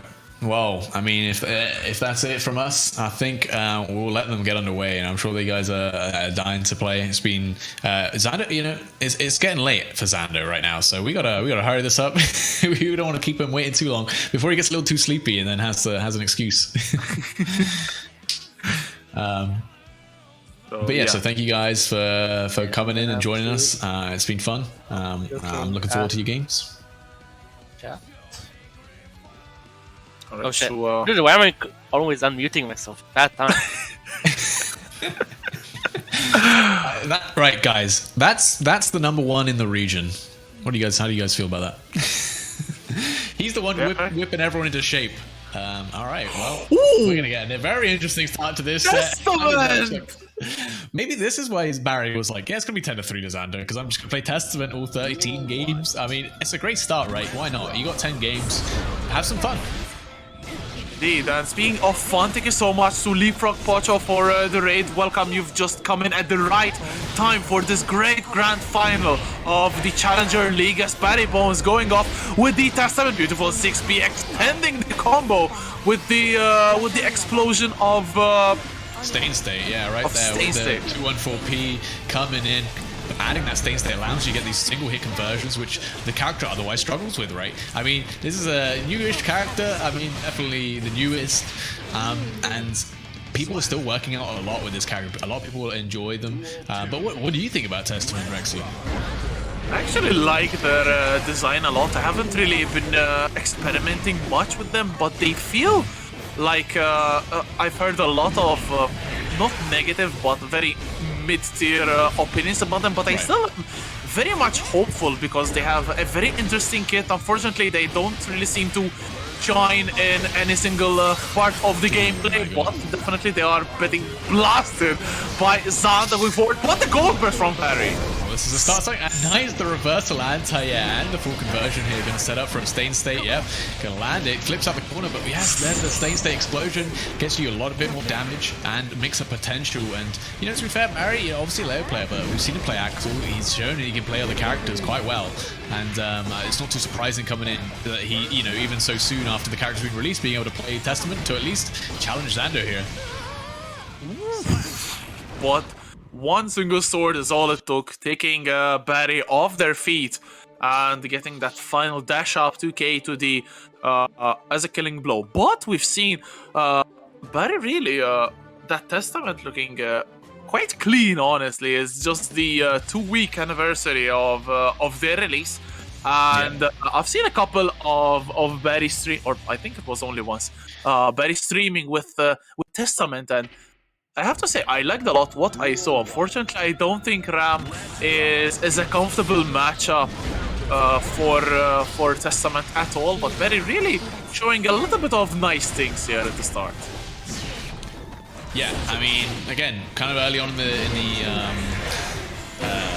in the character's lifespan, and I mean, I don't know how much more I can say this, Rexy, but if you want to beat Zando, you got to play better than him, or you got to go under. And Testament is definitely one of those things where you can go a little bit under, right? You can mix things up with things they haven't seen before, and that was something, a nice PRC tech on the super to get the reversal throw. But I mean, Zando's still Zando, right? So this doesn't change no matter who's on the other screen.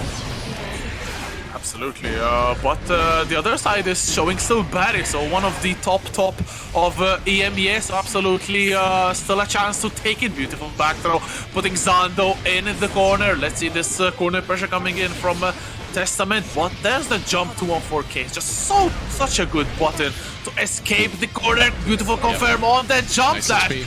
6P as well. Yeah, into the Multibato super, getting a lot of damage for a lot of meter as well, and then finds the jump in, gets counter hit, maybe trying to find the reversal super or something there. And Barrybones going down 2 games early on this Testament. Obviously, I wonder if he'll stick it for the whole thing. I don't think so, but right now, maybe he's happy to send 3 games, have a little go, see what he can do, get done. Maybe, you know, this is the matchup that he thinks he wants to practice. It's hard to tell right now. Exactly, and that ending of the round with that H sword being the killing blow was a little bit painful, even though I play Ram. But that's 2-0 for Zando so far. Let's see if Zando can keep on this streak. Burst very fast from Barry. The projectile is stuffed by that far slash. Counter hit from Zando, who is exerting so much pressure now. Barry has no resources left. He has to defend correctly.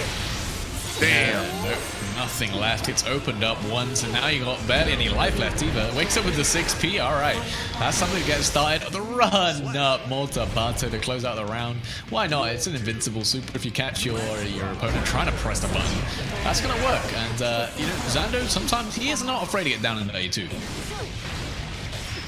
Speaking of down and dirty, there's the Goldlewis getting so much meter that probably doesn't know what to do with it. Just kidding. There's that Mortal Bottle dash up to K to the, and Barrybones is once again stuck in the corner. That burst just clipping Zando, the tip edge just being enough. Once again, run up throw, and Zando is relentless regardless of Barry being actually a little bit playful, playing another character, maybe Testament, which is not at full power from Barrybones. Zando still not giving a damn, going in, and it's already 3-0 for Zando in this grand final. And this is Zando's best out, right? You know, you want to have a little bit of fun. All right, yeah, we got 10 games. Let me have some fun. Just kidding. Let me just hit you with my most optimal gameplay you'll ever see. And Barrybones is doing the opposite right now. He's giving us a little bit of a show. He's like, you know what? I'll put on a show. Fine. You know what? I'm the golden boy here. Let me put on a little bit of a show for you guys and get you in the ram here. Maybe this is the tech. Gonna show Zando how it's done. 6P. Nice. He's a master at the character already. Absolutely. Fun fact, actually, Barry played Ram in a tournament organized by Hiari, which obliged each team to have a Ram. Yes, and Barry's Ram is... spicy. I don't know what to say about Barry's Ram, honestly, but they're definitely getting a little bit mold here to 1-4K to escape the corner, but straight into Zando's clutches. Once again, 6H, and this is a little bit of a road downhill, ending with not even more Dobata. 6H just outright kills. Yeah, it doesn't even need it. The 6H is enough. I mean, Ram, you know, it's a character with not much health themselves, so against In the Mirror, you can be blown up very fast. Wow, nice challenge with the 6P in the Record Series. Forces Zando to burst in with the 6P again, and it's just working out quite well here for Barrybones with the Ram in the Mirror. I mean, Zando's maybe learning a few things right now. There's a 6P straight from Barrybones himself. Oh, another reverse super. Safe jump setup. Beautiful stuff from Zando. There's the Mortal Battle. This time it actually hits. And it's 4-0 already for Zando. Through Devin in chat, Barry makes Ram look balanced. That's bars. That is the most PM thing I've ever heard. What are you trying to say? He's just playing an honest mid tier. Yeah, true. Wow, that's a bit of a show. I mean, I wonder if he'll stick it out. Maybe we'll get the Leo at some point. Maybe he'll make the 9-10 games turn around. He's gonna run it back with the Ram. You know what? To be fair, it looked sustainable for a moment, right? Until he started trying to do reverse Motobato, and it failed twice. Barry was looking okay. You know what? I respect the attempt here. If not, at least for the laughs. Yeah, exactly. For fun and giggles.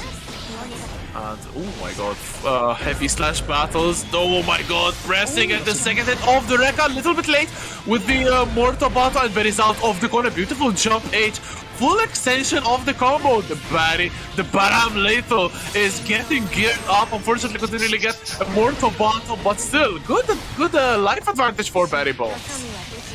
Ramlethal, he's going to take a round into the Mortal Battle, make sure there's no chance. Yeah, exactly. No character is honest and fair when Barry is playing it. This is very true. Ram, but otherwise, obviously known for their fair and honest gameplay. And coming in, looking. I mean, took a round. He couldn't do that on the Testament, and did it with the Ramlethal. So who knows? Maybe this is the pick.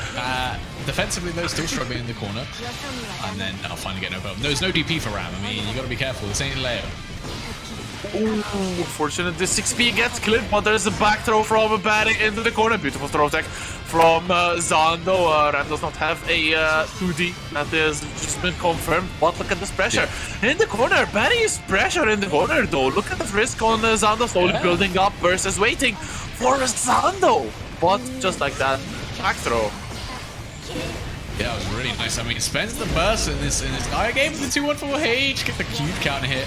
Alright, forces Zando to use the burst now. Now, I mean, the 6P on the footsies. I like it. Zando showing, actually, this move isn't that good, bad. I mean, isn't that good. You can still 6P it. Oh, maybe not. Right? Ooh, pushing Zando in the corner. What a backlash of the second hit of the Rekka, managing to catch the jump as well at 5k. And Barry's not looking that bad. Not looking that bad, no. Still, obviously, around a piece.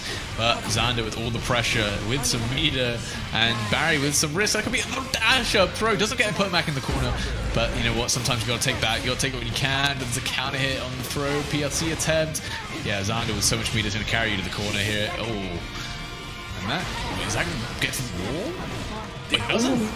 Still enough to kill, baiting out the cold burst as well, and that is 5-0 for Zando, the blue Ram, if anyone has any shadow of a doubt. If anyone was confused at the gameplay, to be fair, he came in with a statement, all Rams are the same. Why is Barrybones losing then, huh? Yeah, question. Top 10 mysteries unsolved. Anyway, we'll see if Barrybones decides to stick it out. Maybe he keeps going with the Ram. I mean, to be fair, it's looking workable right now. I'd like to see his Leo, just because that's what we're here for. We're here to watch the Barrybones on the Leo, but still sticking with the Ram. Maybe trying to just write the script himself. He said it's going to be 10-3, so maybe he's going to get it to 9-0 and then pull out the Leo, win 3 games, then throw the last one. He's going to look so big brain. True, but that's not going to be an easy shot by all means. But right now, Barry has Zando cornered. Small life lead for Barry. Ooh, beautiful throw as well. Close slash trying to catch something going. 6P actually going through the swords. Ow. And Zando reverting the situation, but Barry still escaping the corner. Yeah, flying out the corner now is Zando pushing Barry into the corner. Got 50 meter, going to be into the Mortal Battle. I mean, not obviously nice chunk of damage. He's got 50 meter for the reversal Mortal Battle, and then the 50 to keep it safe, because let's be honest, Zando's always blocking that. Oh, there's pressure, the throw pressure goes to the third one, but Barry, no, Zando's too smart for it. A little bit perhaps feeling himself, Barry, but Zando manages to get the round as well. Ooh, interesting trade. Zando gets the A-sword in the corner. Big damage just avoided by Barrybones, only to leap straight into it. Okay, 2D is probably going to be Mortal Battle, breaking the wall. Once again, Barry is without any hopes left for this round, I feel. Yeah, well, I mean, he's got some hope, and that's on the pixel of health. And obviously Zando needs to find one hit, and there it is with the JS. I mean, it's looking rough. Not gonna lie. Is Zando ever gonna lose the mirror versus the likes to True Devon to our mix players like that caliber? Probably not. So is he gonna lose it to Barrybones just pulling out the Ram? Probably not. We'll see though. We'll see what Barrybones. Barrybones in an unorthodox character. I mean, this should be the grand finals that you wanted, Rexy, right? All Ram, right? I can't believe he expected the third throw. Yeah, me neither, bro. It's Zando. He's always right. Bring the chip. Why do people want to see Barry's chip? Duel 1. Is there something about it? I don't know. Alright, 6P's whiffing. No punishes though. There it is, another count. 6P. Another 6P.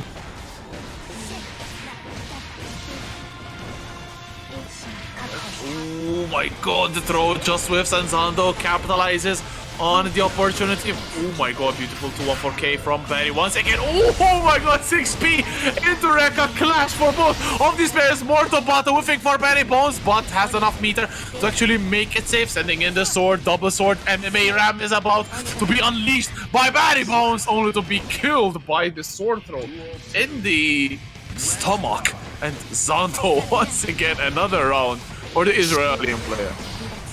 That round was something. Something indeed. Yeah. Oh my god, look at these combos as well. I mean, this is basically training mode for Xander right now. Pulling out everything. Unfortunately, the 6H comes out before he can do anything to Matter. Super the round star Morbo. Alright, maybe Xander is feeling himself now. Perfect. They sing their brains. Dash up, 5D charged up. Damn. Who's blocking that? Not me and not Barry. Guys, stop giving him bad ideas. Stop saying to bring the Millia, bring the Faust. No, let him play Lee. Play Kai. Let's go, play Kai. I'll only be happy if Barrybones plays Soul Bad Guy. I'm sorry. But he's gonna run it back probably with the Ram. I don't think Barry has the soul. Not gonna lie. Who doesn't have the soul? I don't get that, man. You play I don't have a soul. You don't have a soul. That's what it takes to be a soul bad guy, I mean. Duel 1. Let's rock. Alright. Round start, 2S. Alright, big counter hit conversions. Gold burst on the minus frames. True combo. Damn, it doesn't work! Zando's too smart for it. Oh, okay. But, Barrybones still with the pressure. There's a lot of risk. Finally, Zando find out. Beautiful back throw though from Barrybones, but back throw from Zando as well. We see another one. No, Zando keeping the distance this time. 6H, Mortal Battle, breaking the wall. This is the scenario that we've seen already like 25 times. Getting that far slash once again for good measure, and another round yet again for Zando. Yeah, another round. Zando just looked very commanding. I mean, obviously, Barrybones on the Ramlethal. Probably not the character he's known for. But either way, Zando making it look very easy right now. In the mirror, he knows this matchup very well, knows his character well. Having a bit of fun for himself. And the gold burst in response. Doesn't work. Full charge dust. Actually lands, and with the conversion, that's going to be Zando 7 games up now. 8 games up now. Are we actually seeing a 10-0 in the grand finals? I don't know. I refuse to believe that. If he keeps picking Ram, maybe. Maybe if he mixes it up, picks something else. I mean, it might be rough. He can't beat Zando at his own game. Oh wait, Zando's deselected. Okay. I thought he was going to pick Leo. I genuinely thought... I thought that's the type of game we were going to be getting. No, I don't want to... I mean, no, we need something to keep it interesting right now.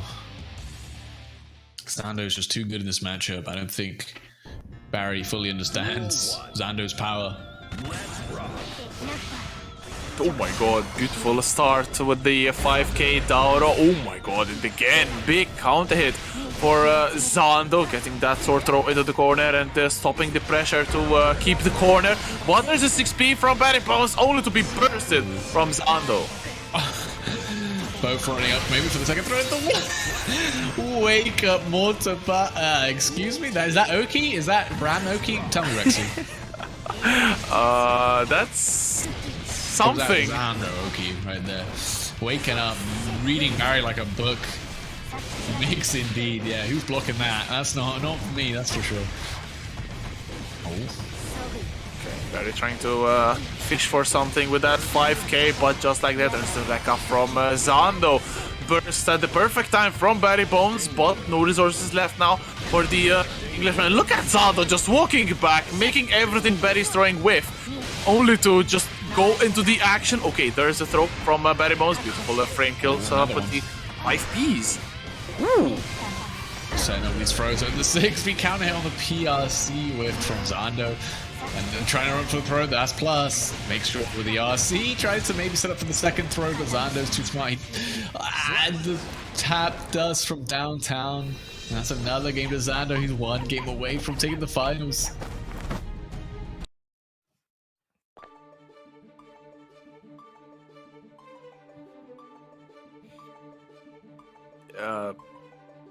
Yeah. All right. The last game, the last opportunity for Barrybones to mix it up. We will never see, actually. Sinju will always cover in the character pick. And all right, 7 games of Ram. We're gonna get it. Go Leo now. That would make it too easy, right? Barrybones would win 10-9. He's fighting for his life right now on the Ram. Probably Barry's fighting for the death because there's no winning in this one. And 6p. Actually, Barry's was frame faster, so they get to win 5k, getting the float. All right, this is looking really good for Barrybones. 2-1 for H, breaking the wall, and this is a not a bad situation at all for Barry getting the throw. No OTG could have killed. What a bag that onto S. Nice, and actually gets a full punish as well into the corner. Maybe, okay, choose to go for the wall break, but look at the meter on Barry's side. He's got to find one hit, surely, with this much meter. All right, sets up. This is, you can PRC this, keep the laser beam on the ground, tries to jump on the ground, but actually the second JP whiffs, but the 6P's there. All right, Barrybones looking alive. Can he do it? Rex2, can he take a game here on the mirror matchup with the Ram? It's going to be tough.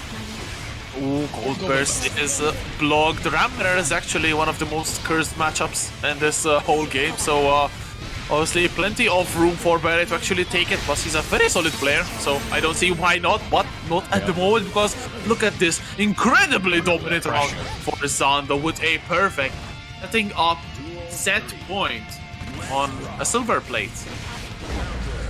Yeah, very nice stuff from Zando. I mean, yeah, set point in a first to 10, looking to take it 10-0 over Barrybones. He said he was going to be 10-3, but he lied to us. He lied to us.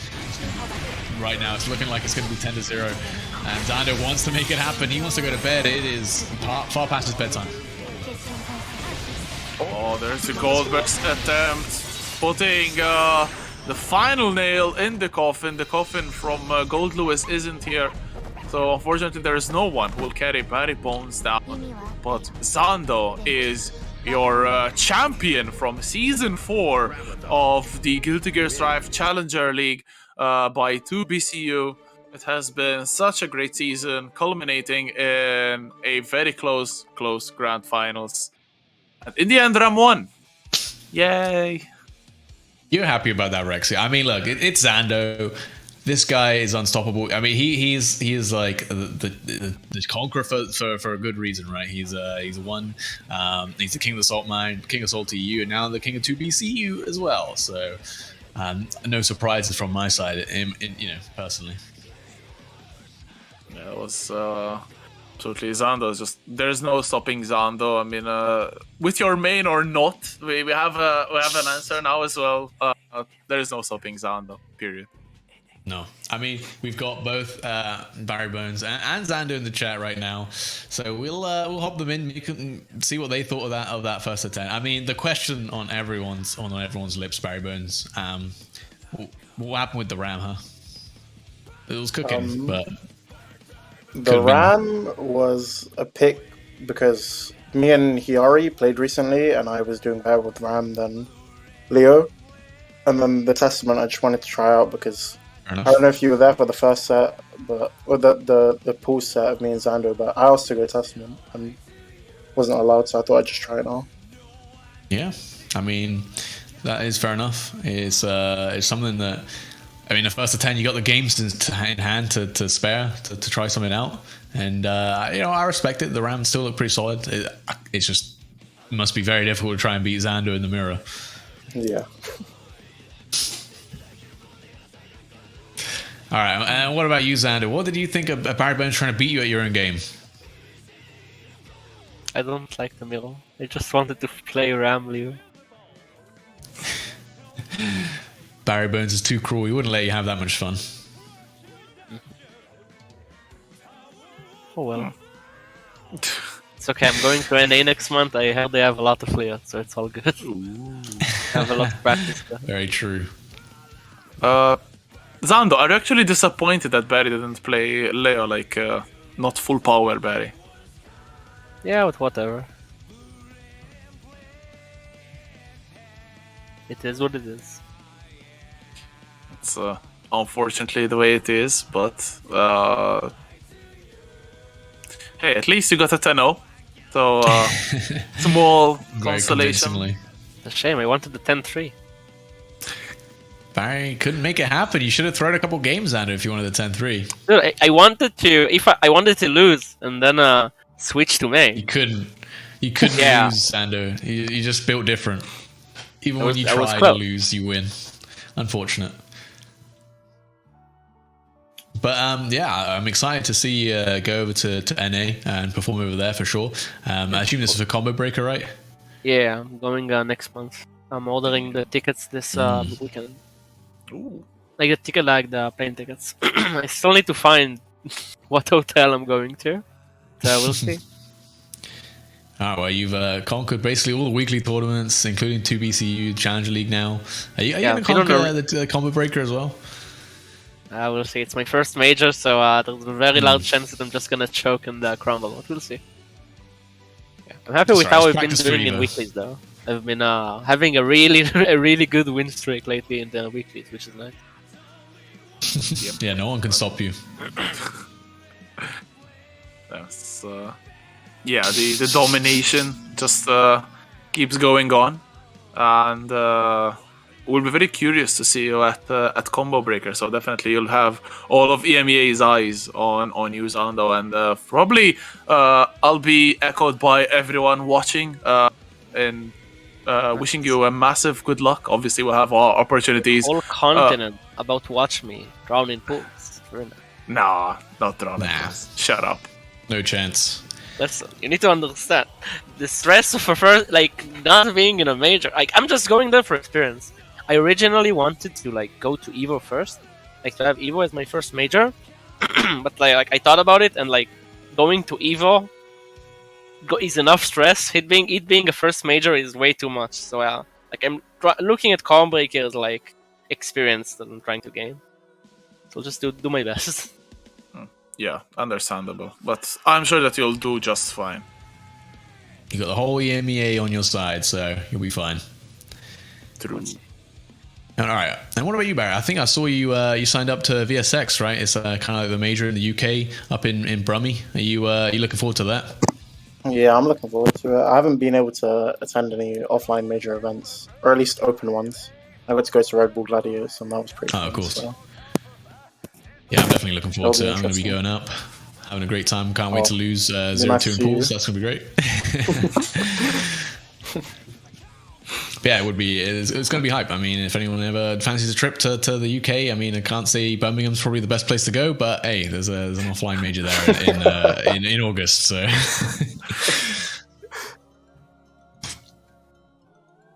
All right. Well, I think we've had our words from the players now. We've had the Thanks finals. for We've the had tournament. It's been really fun. Zando. Very, very good time. Any parting words, Barry? Thanks for hosting the events. Thanks for commentating. So, Oh yeah, thanks to the commentators as well. You've been great all around. See you. thank you very much for the kind words, both of you. With that, congrats once again to Zando with a phenomenal 10-0 performance. Just putting the domination once again into action, and Zando is in effect your new 2BCU Guilty Gear Strive Challenger League champion.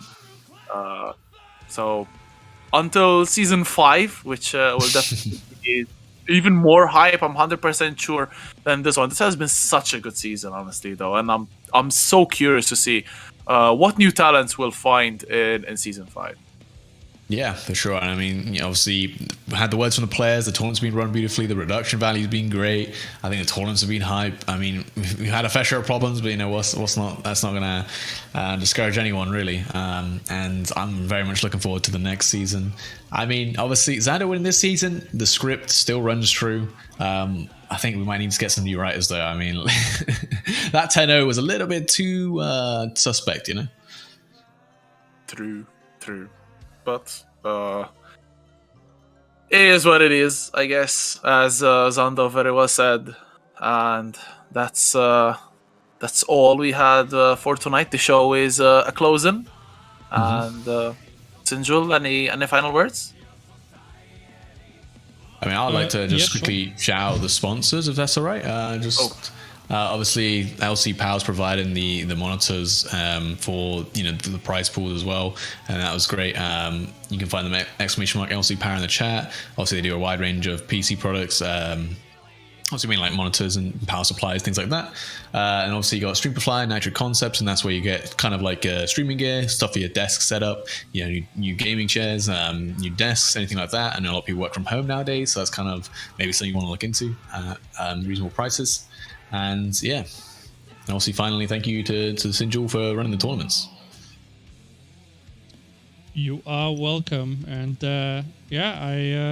I want to thank everyone for participating in the past 8 weeks. Also, of course, big shout out to the commentators as well for being there on the mic for it's 2 months, right? It sounds kind of weird, such a long time, but the help from the commentators and the other TOs was just awesome, and I hope everyone is looking forward to the next events. We will have the Hessen Crash online on May 28th and 29th. That will have Guilty Gear Strive as well, so it's going to be a one-day tournament. So look out for that at the end of May, and Challenger League Season 5 will probably start end of June or early July. So already mark your calendars for the summer. We will be back in around 2.5 months preparing. So everything will be even nicer next time. Awesome. You'd love to see it. Can't wait. Hear it.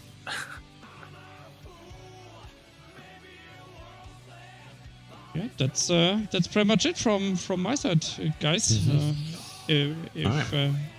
If you're fine with it, then let's close out the stream for today. And also congrats to Zando, Barry, and of course also Lament for placing top 3. And I hope Smoib makes it to top 3 next time. Yeah, he wants it.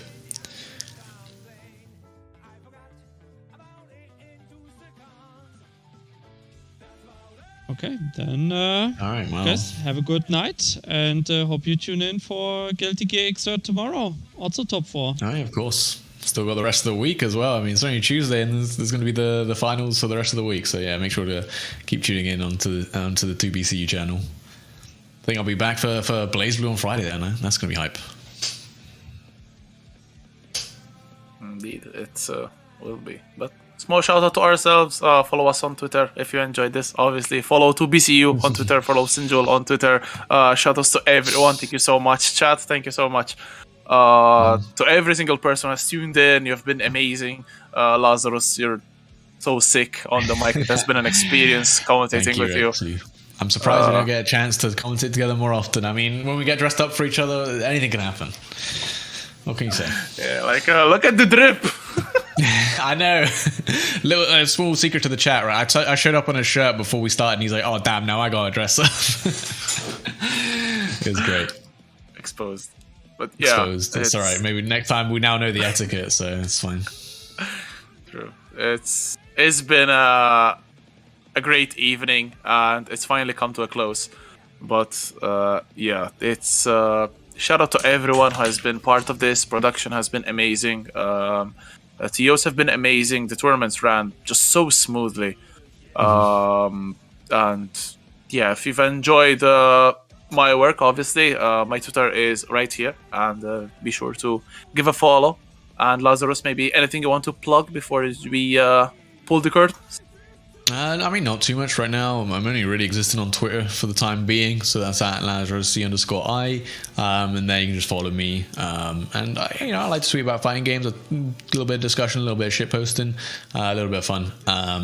But I mean, if you watch Skill Gear Strive, if you watch Blaze Blue, you probably see me more often anyway. So that's going to be it from me. I don't know if there's anything else you want to say, Rexy, before we close out. No, basically, we've said it all. So, yeah, I think it's a good time to close the show.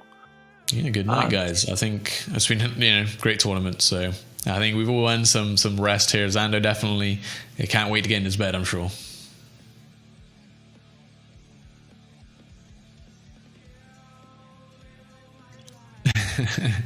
All right.